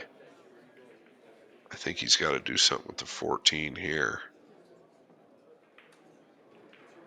Yeah, he's going to pocket this 14 for him by the looks of it and try and play the cue ball behind the 8. Like so. It's not great.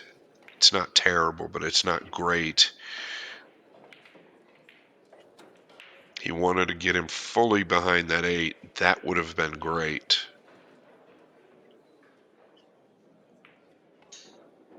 These balls are heavily favoring Fedor right now.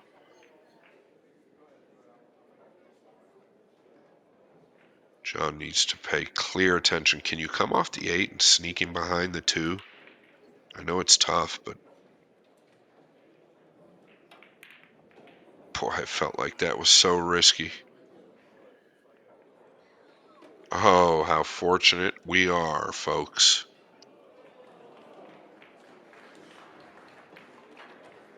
Fedor has paid his bills. He owed 1.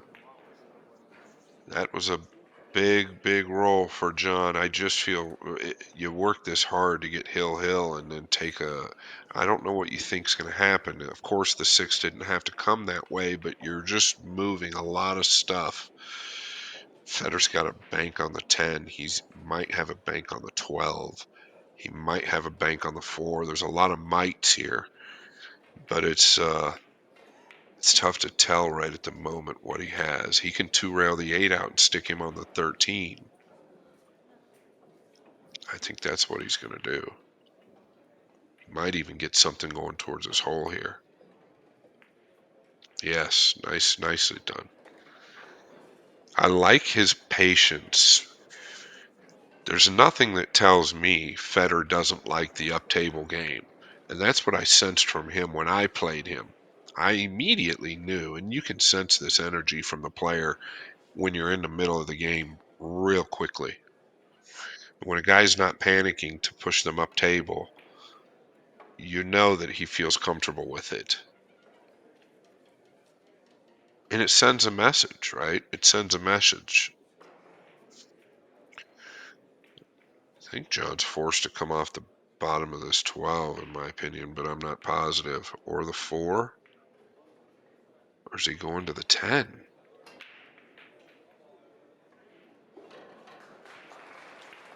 He's going to owe one.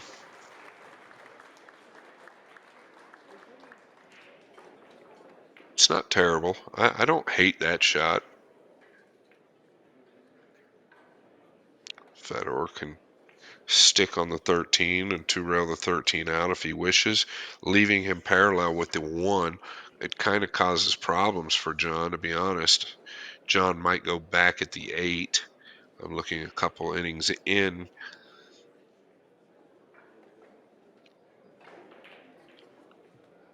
Yeah, he's looking at stopping right there on the 13 right now.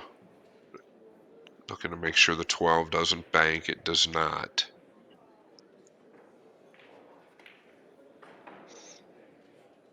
Yeah, there's nothing wrong with this, but I think John's going to go to the 8 next.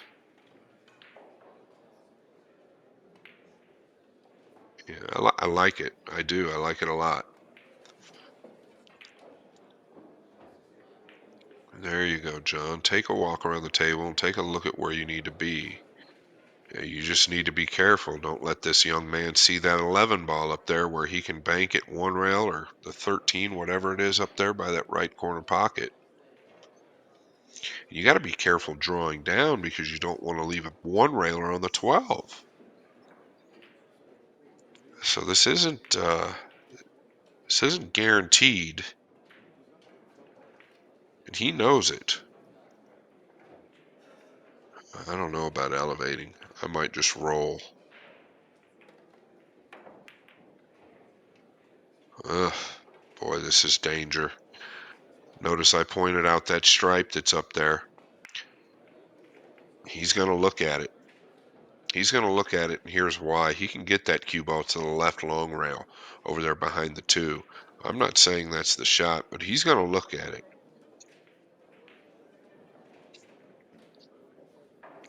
I wouldn't shoot it, but his cue ball is so good he might.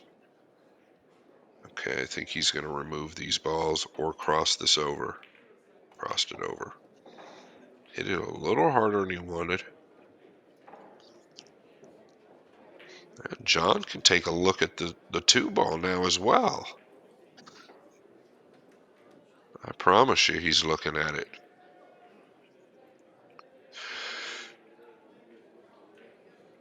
And that's what he's looking at. He's looking to see if he can force follow that 2 ball and get that cue ball up there behind the 9 one rail. I think it's asking quite a bit. I don't think there's any reason to force anything at this point in the game. You're both working hard. It's hill. The ball count is 0 apiece.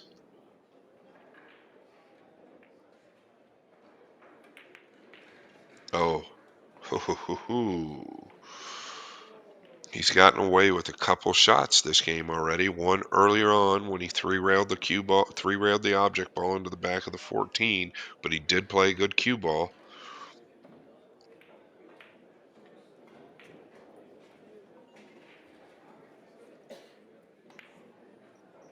I think Fedor's going to go into that stripe, lowest the 7 ball, elevating and try and draw his cue ball back, like so. Ooh, this John might go. Yeah, the nine passes. I was going to say he might go up table at this point, but I don't think it's time yet. I think you've just got to two-rail that 1 out and stick right there. I think you're pushing the envelope here. You've got too many things that go. Yeah, even banking this 3, he's going to try and get on the 1.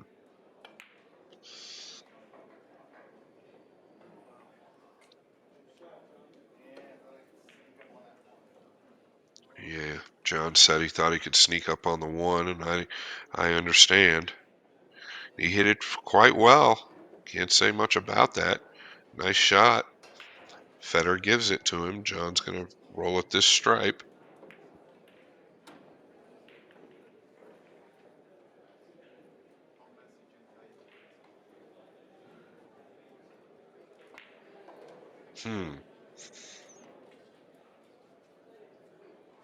This is an interesting game.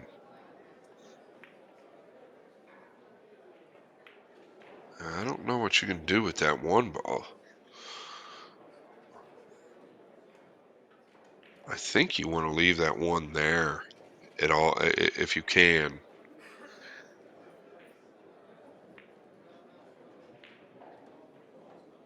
But it might be time to just chip it and send it up table a little bit and send your cue ball over. I don't necessarily think that's the shot. I don't see anything great right yet. Might be able to do something with the 6.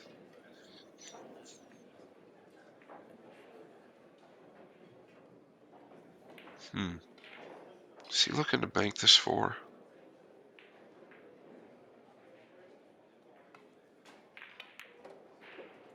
Yeah, he was. He was looking to bank it. Catches it a hair thinner. It would go.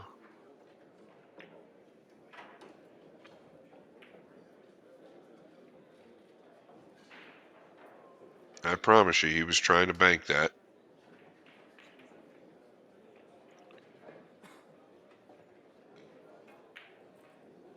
Now, this is a lot tougher to two-rail out versus the angle he had prior.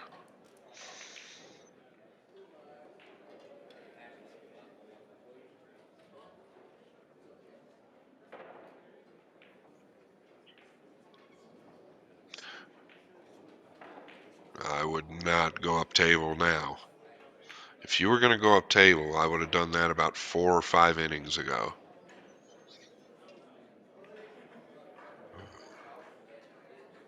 I'd rather kick it this softly than do this. This is really, oh, he's hit it very good. Nice shot, John Schmidt.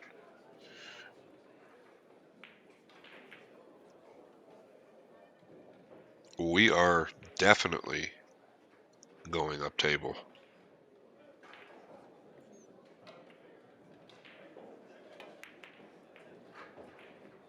Now look at the cue ball.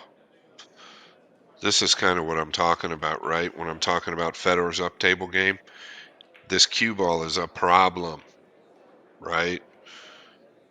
John really has no way to elevate now without taking a chance. And he wants to send them up table, but now you're elevating. What if something goes in? Let's see what he does.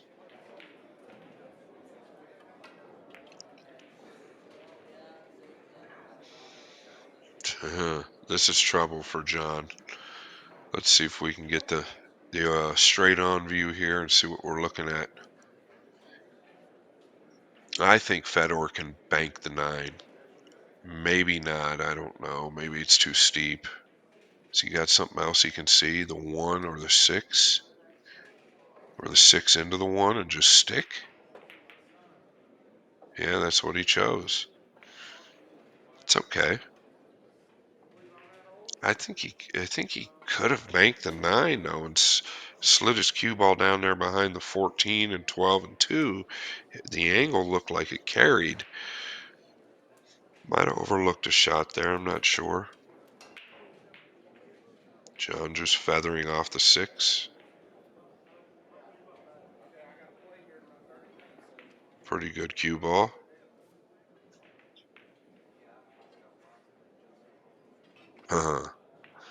Notice the balls on your right-hand side. There's 6 balls up there, right? The 6 ball, the 2 ball, the 12 ball, the 14, 15, and 7. Those balls are going to cause John some trouble here shortly, if not right away. It's going to allow Fedor to bank at something and put pressure on John. Fedor can bank at this 5. He can bank at the 10. I like the 5 because I think you can threaten the pocket a little bit more. That's what he's looking at.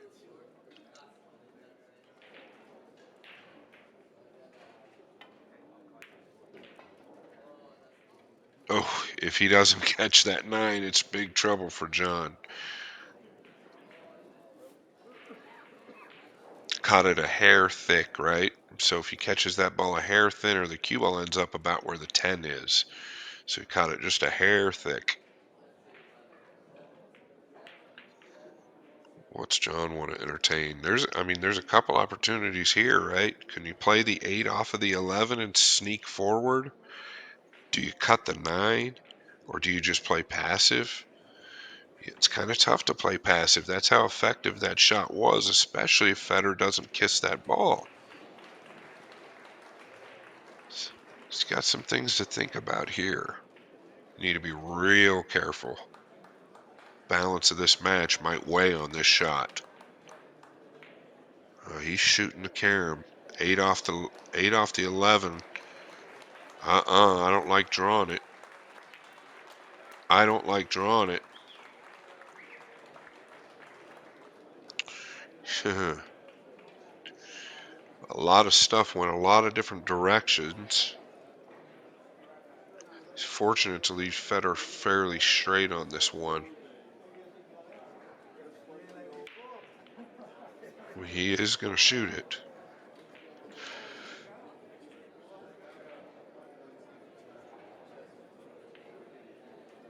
I believe that he's got enough angle to go forward as well. And if he shoots it, which he's going to, I think he's going to commit and go forward at least to get up for the 5 or the 11 to bank. If he feels good about it, he could come all the way up for the 9. But I think the percentages of pocketing the ball are probably much higher if you hit it at the pace where you just want to come up for the bank. I don't think he's got enough angle to get behind those balls.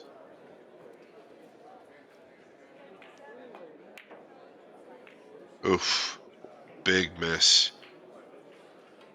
Big miss. Did he get away with it?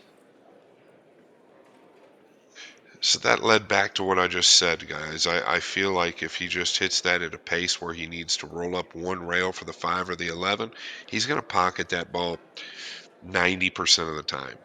When you try to force it and stun over on 4 1/4 inch pockets, that's a whole different story. John Schmidt needs 7 balls. Big combination coming up. Oh, he's hit it really good speed. Big shot right there. The crowd enjoyed it. Surprised at the decision Fedor made. What a shot John Schmidt just come with.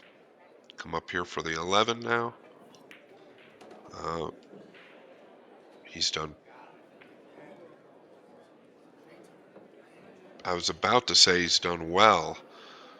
Look at the combination. I could tell right away. He stayed quite still on that. Really nice speed. Center of the cup.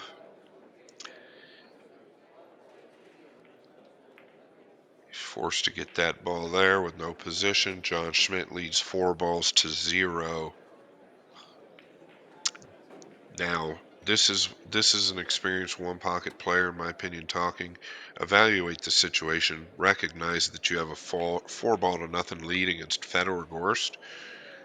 Actually, you don't even want to think about playing Fedor Gorst. Just recognize your lead and try to protect.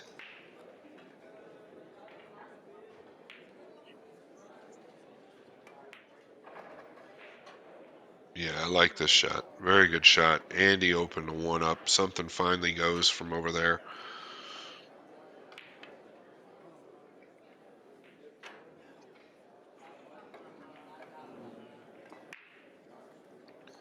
John got a little unfortunate that he got jacked up over that ball. Otherwise, he's off to the races getting at least two more balls. So I guess Fedor can feel fortunate in some way that he's still here. He's going to come to the bottom rail here. Like so.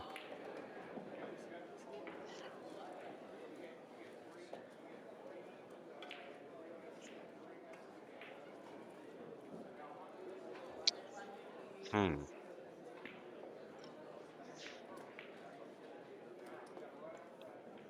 I think you could actually. Yeah. I think you can go straight into this ball, and that's what he's done.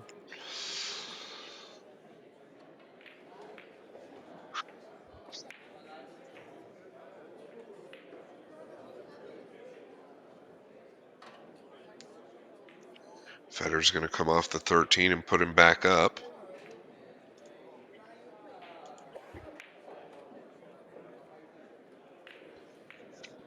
Nice cue ball.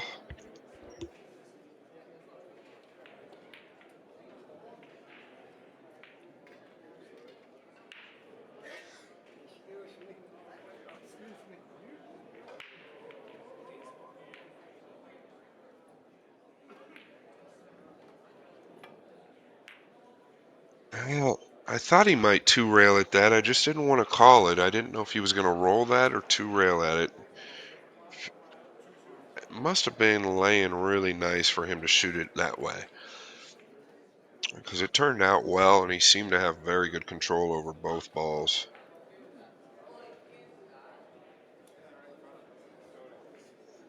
I think Federer's forced to just cross this to his side, like a center to a little bit of left English to come back up somewhere where his chalk is.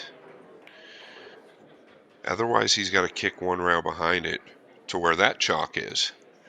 And that might be really all he has because you don't want to leave John a cut shot at the 8 or the 7. Crossing it over is going to send your cue ball up table.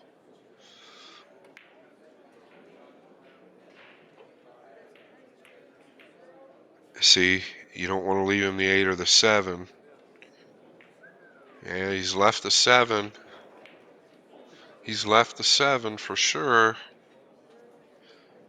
Yeah, I have a feeling that John's going to take advantage of this situation. He can get at least 2 here.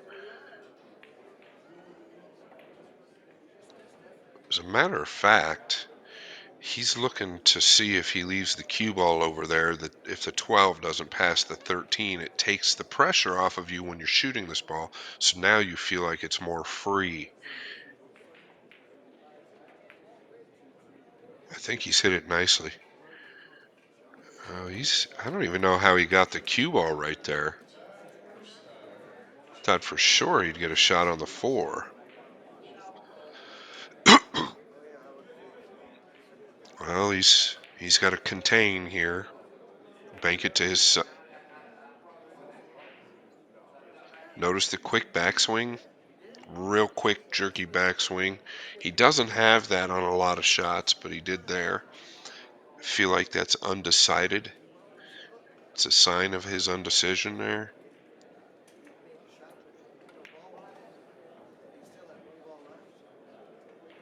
What is he doing? Playing the combo? Oh, he wanted that 4 to fall. Federer wants to get balls in play. He's down 5 balls to nothing this game. If the 4 ball falls, he gets 4 balls in play at minimum. I didn't like the shot that John shot prior. I felt like he could have banked that ball and literally froze him to the back of the 15, really protecting his ball lead. He needs to be careful here.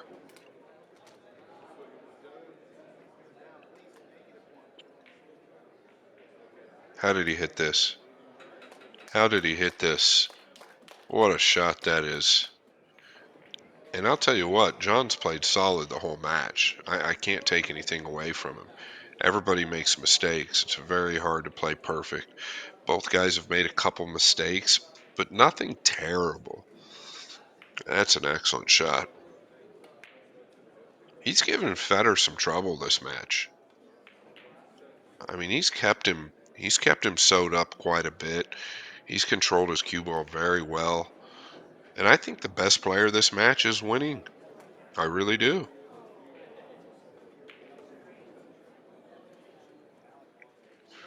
What is he looking at here? Can he see the 8? Oh, he's going. Buckle your seatbelts, folks. Watch this cue ball. Oh, he's played it like this. What a shot. This is a great shot. He's played his cue ball to stop behind those 4 balls. And he's just applied a lot of pressure to John Schmidt. He's applied a lot of pressure.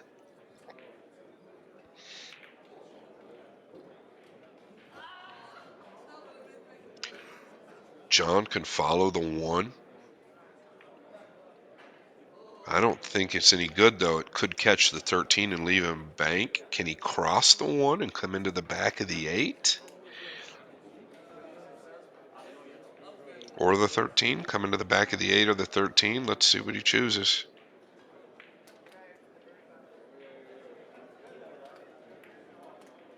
Well, that's what he tried to do. He hit it too thin.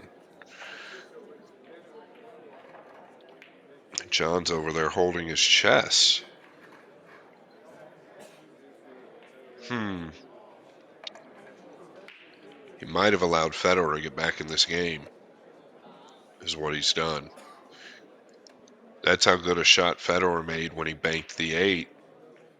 He applied a lot of pressure on John instead of slowing down in that spot and really thinking about how to protect. Your heart rate gets going, your pulse gets going, everything gets going. Your mind starts racing, and you feel like you have to do something instead of look for the move. Here comes Fedor Gorst.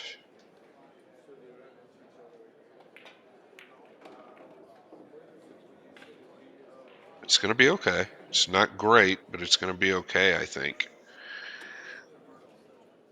You want to catch the thicker side of that 1 ball. I actually don't think that he's got an angle to kill over there behind the 2 and 1. If it stops a bit sooner, he's almost perfect to kill behind the 2 and 1.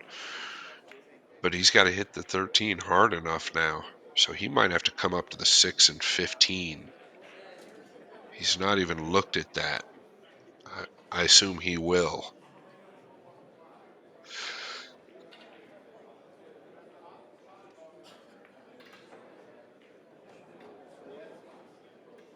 Yeah, he's not. I feel like he could pinch this with inside and come 1, 2 rails up in between the 2 and 4. I mean, excuse me, in between the 4 and 6, and get a shot on the 6.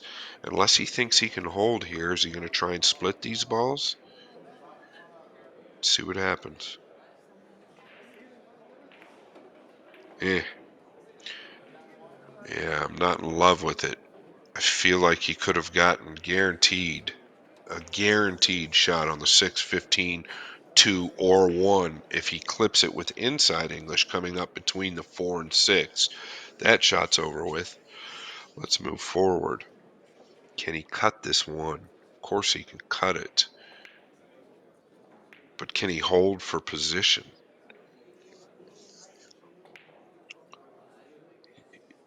He's earned 2 balls to get back in this game. He's had a 5-0 deficit. Do you just risk it all and go with this 1 and try and hold for position? I don't know that that's the shot. I think you're applying too much pressure to yourself and you're asking a little too much.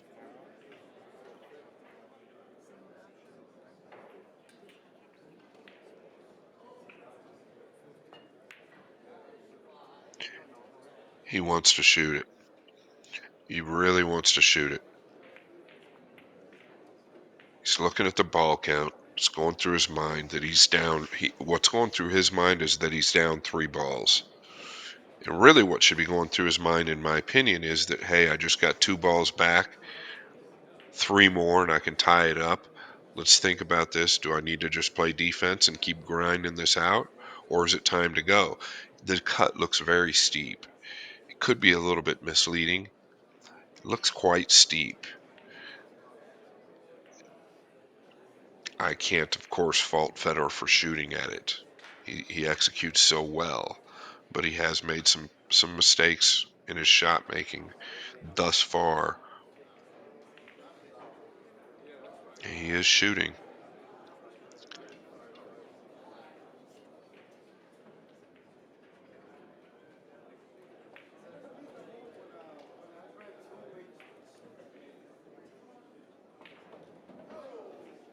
Taking another look at it, making sure he knows what point he's trying to hit.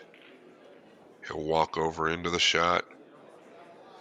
This is obviously avoiding the side pocket, so I don't think he can level out. That changes things. He's a bigger favorite to pocket this ball. Oh man,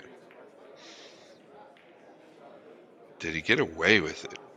Well, this is what you call world champion's luck, because that's what he is.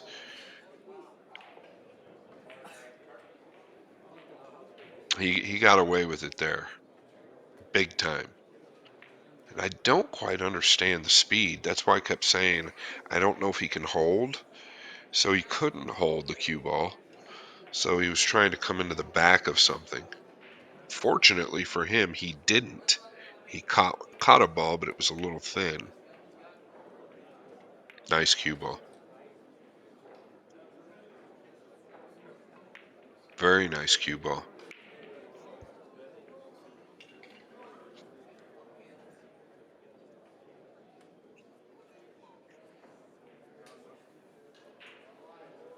You got to really be careful here. He wants to come off the 15 in some type of way, but he could leave a 2-railer. He could make the 4. Okay. Yeah, I think he might have left the 2-railer on the 2.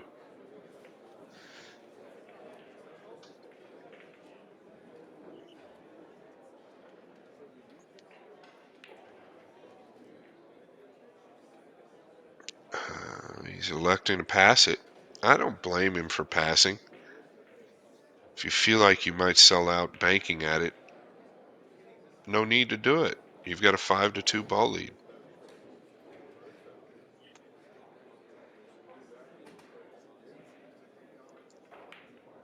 Hmm. I don't know about elevating though.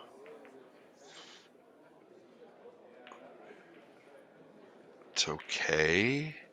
Can Fedor bank the 15? He can bank this 15.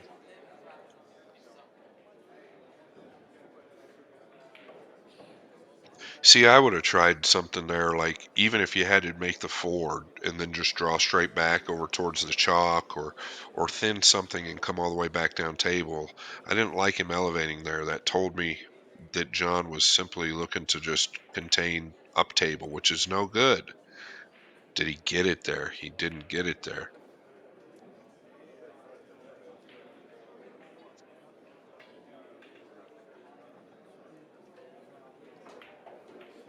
One of my favorite shots here, where you 2-rail kick behind this 15 with just enough speed to get it to the left rail. It's a common one pocket shot.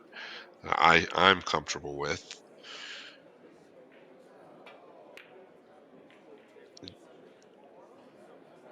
He's hit that really nicely.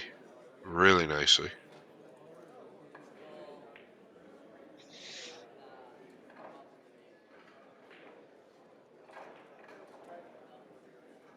Boy, what a match this has been. We are in round 6.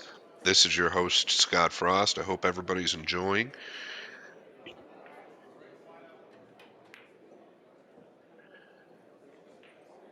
These guys are grinding. Fedor has a loss. He can't afford to lose this match. John Schmidt has no losses, and I can see why. He's playing well.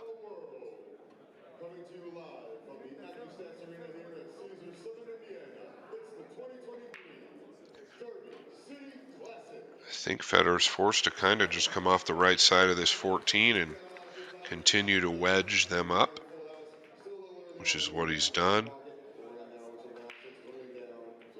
John going to come off the stripe next to the 15 or the 2. Ugh. I like the stripe nearest the 15 because you ensure that that doesn't happen. He did make a nice cue ball.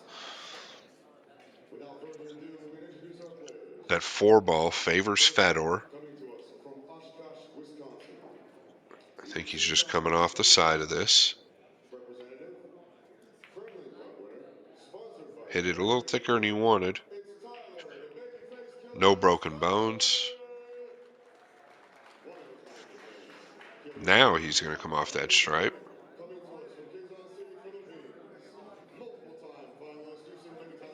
Well played. His cue ball's been real nice.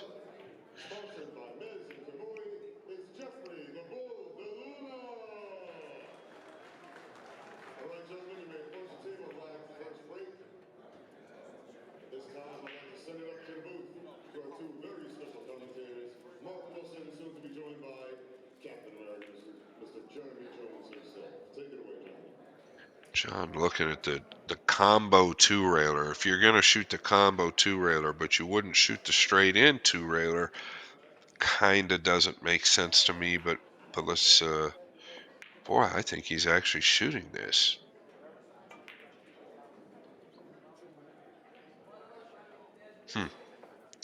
Yeah, I don't know about that decision. The problem with that decision is you didn't know where the 2 was going, right? It got a couple kisses over there. Uh, I don't know. I don't know about that decision. The 15 was on track if he hits it. Fedor just trying to pocket this ball, I think. I think he's got to draw out of this, though. I think he just realized that. I don't know. I think you've got to hit this ball thick enough that the scratch could be on.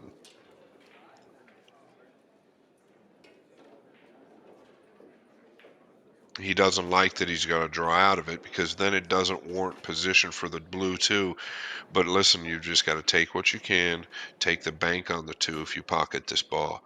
The shot's tough enough as it is. Knock this down and move forward. Boy, he looks like he's rolling it. I guess he can miss the scratch.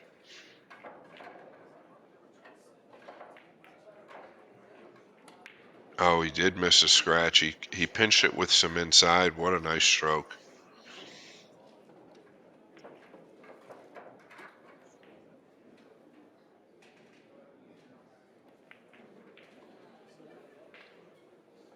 Is Fedor looking at the 6 or the 2? Which is he going to shoot? He's got to shoot the 2, right? Yeah, I think he's shooting the 2.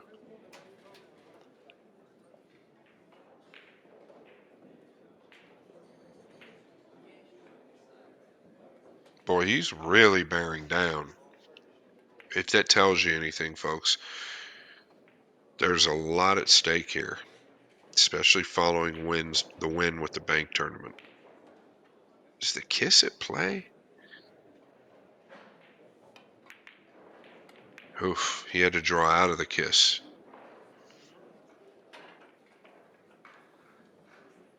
He's very disappointed with that, but it wasn't easy.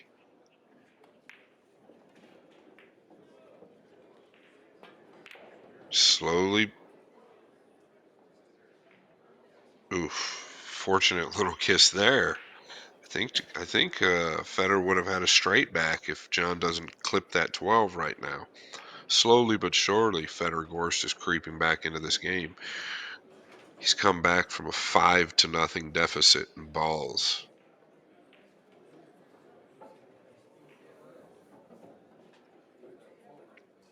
Once again, I want to thank Railbirds TV for streaming this and bringing this to us. These videos are here to stay. They will be on YouTube, which I love. The kids nowadays, all the stuff that they can get knowledge-wise is unbelievable. YouTube carries so many opportunities to learn the game of one pocket or whatever game you choose. It's amazing. It's a wealth of knowledge.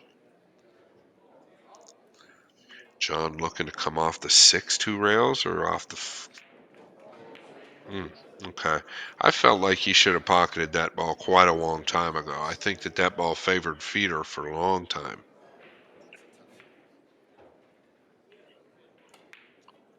Fedor might cut at this. He might cut at this given the circumstances.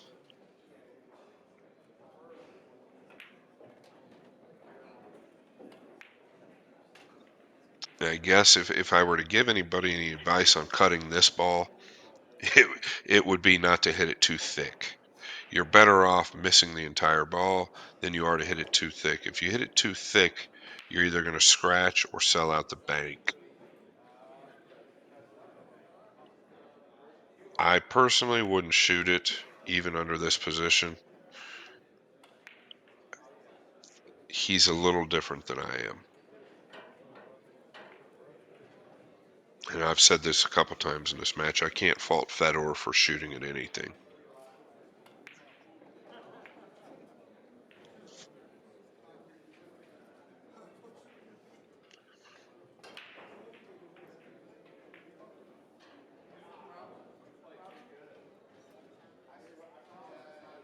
He's cutting at it. Oh, he's playing the two-railer. Watch out. Did he leave the two? He left the cross corner. I don't know that he left the two. Yeah, John can get out of this kiss with right English.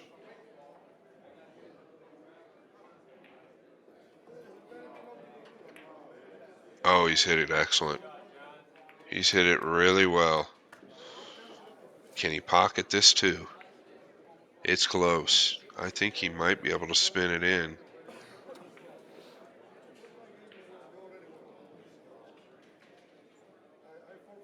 No, I don't know. 6-3 ball count favor John Schmidt. Clearly can't pocket the two here. I might look at coming off the 10. Yeah, good cue ball again. Once again. Look at this cue ball.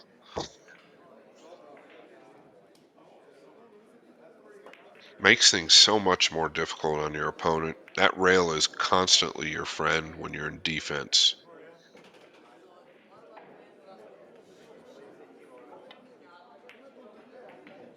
Yeah. Yep, that's trouble. I can't fault Fedor for banking at that. He didn't have a lot.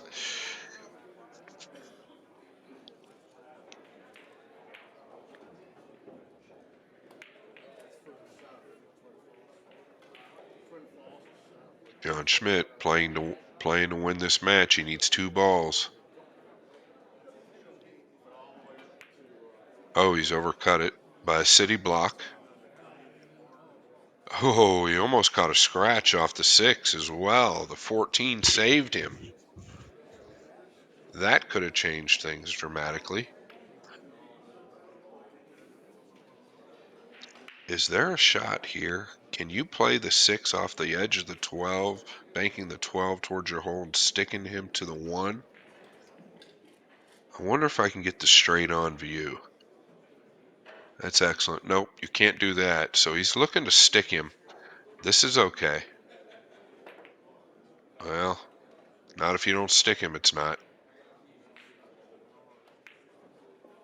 I don't know that he's snookered him here. I can't tell. If he can cross this too. Oh, he can definitely cross this too. That was a big mistake. A couple of big errors from Federer here late.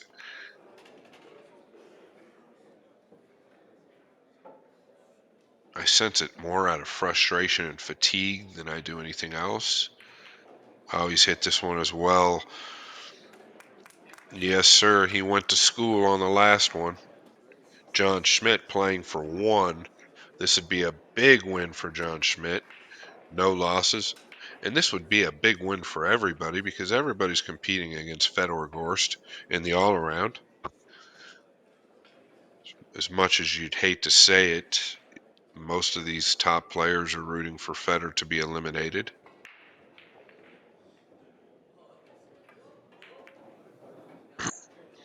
I am really surprised that he shot that. It's okay, but I'm really surprised. I felt like it was very high risk needing one ball.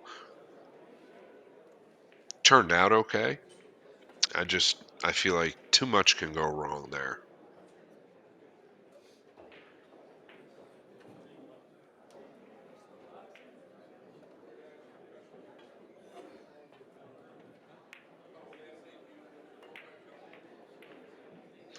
Federer needs every ball on the table to win this match. John Schmidt needs one. I'm your host, Scott Frost, the Freezer. Hope you all have enjoyed this match. Thank you to Railbirds TV. Thank you to the Derby City Classic.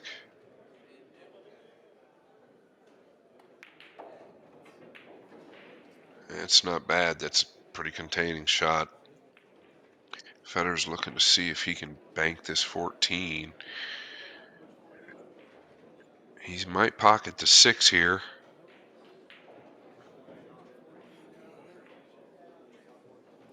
Yeah, he's done it again.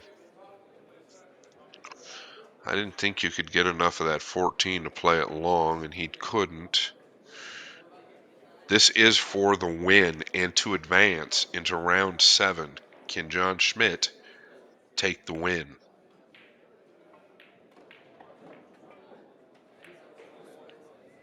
He's hit it a little heavy.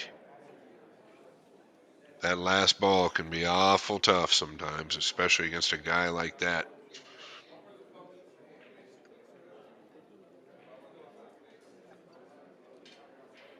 I would look at the 1 ball.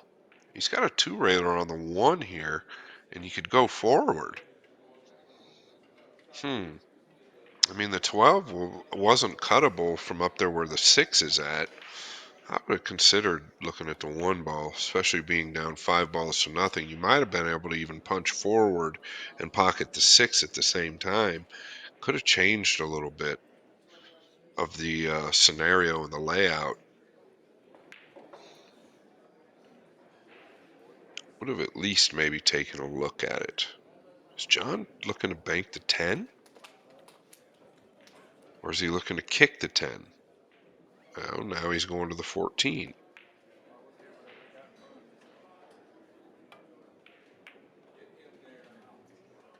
Jeez.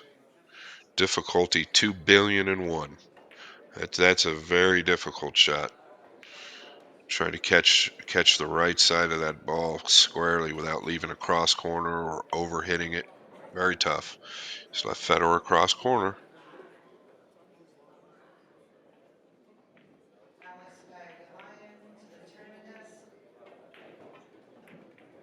Now he's hit it nice. He's hit it nice. Is it too little too late? That's what everybody's wondering. I never think it's too little too late. I've been playing this game long enough to know that you could need 32 balls and your opponent need 1 and you can still win the game. Funnier things have happened. I definitely don't think Federer's out of this. I just don't know if Federer knows he's not out. He's out of this. If that makes any sense. He's going to try and pocket this 1 and put him under the 12. Think he's done okay. John might have a 2-railer on that 1.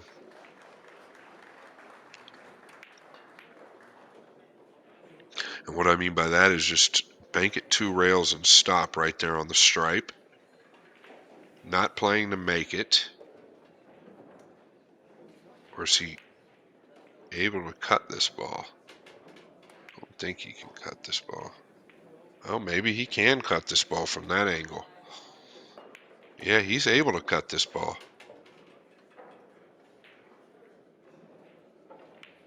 He's going all out. This is for the win.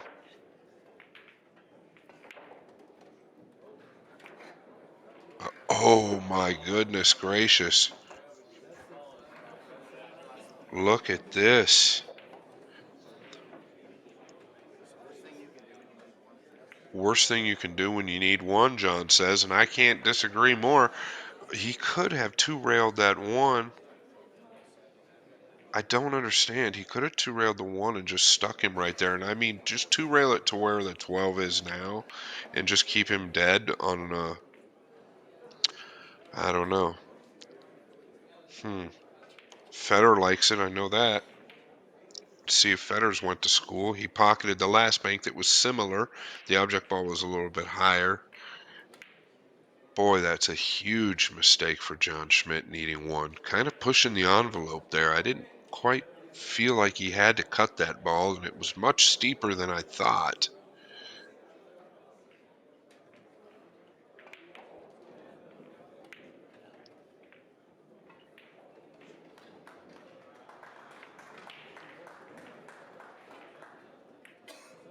Oh, he's hit this fat. He's hit this fat. Now is John on tilt, or is he still mentally in good frame of mind? Because he's got some options here, and this will tell us.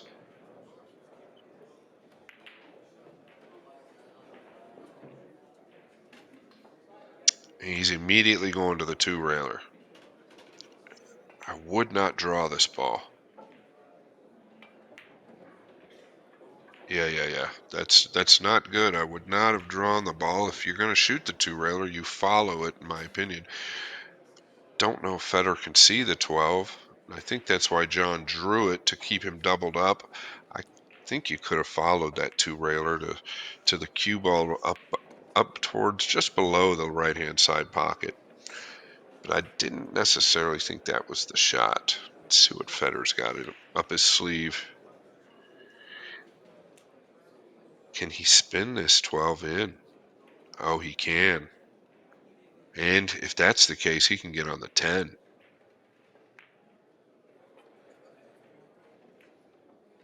Oh, he's hit it fat. Oh, not only has he hit it fat, but he's left John across corner with position. Let's see if John stays down and follows through here. This is for the win as well, folks. He will get position.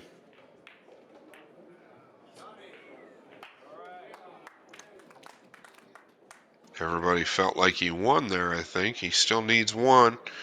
He's gonna have to manufacture something here. I thought that he would come out enough to get position.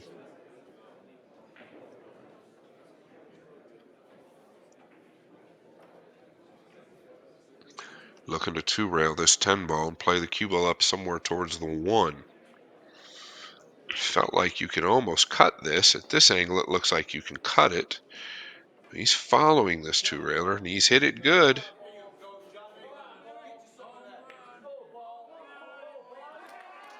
The crowd loves it. I loved it. I hope everybody else here loved it. Fedor Gorst is eliminated. This is round 6. I believe he did cash. Boy, what a match. John Schmidt, congratulations. You played your heart out. You advanced to round 7. Thank you, everybody, for tuning in. Once again, I am your host, Scott Frost, the Freezer. This is the 2023 Derby City Classic, One Pocket Division, and we will see you next time.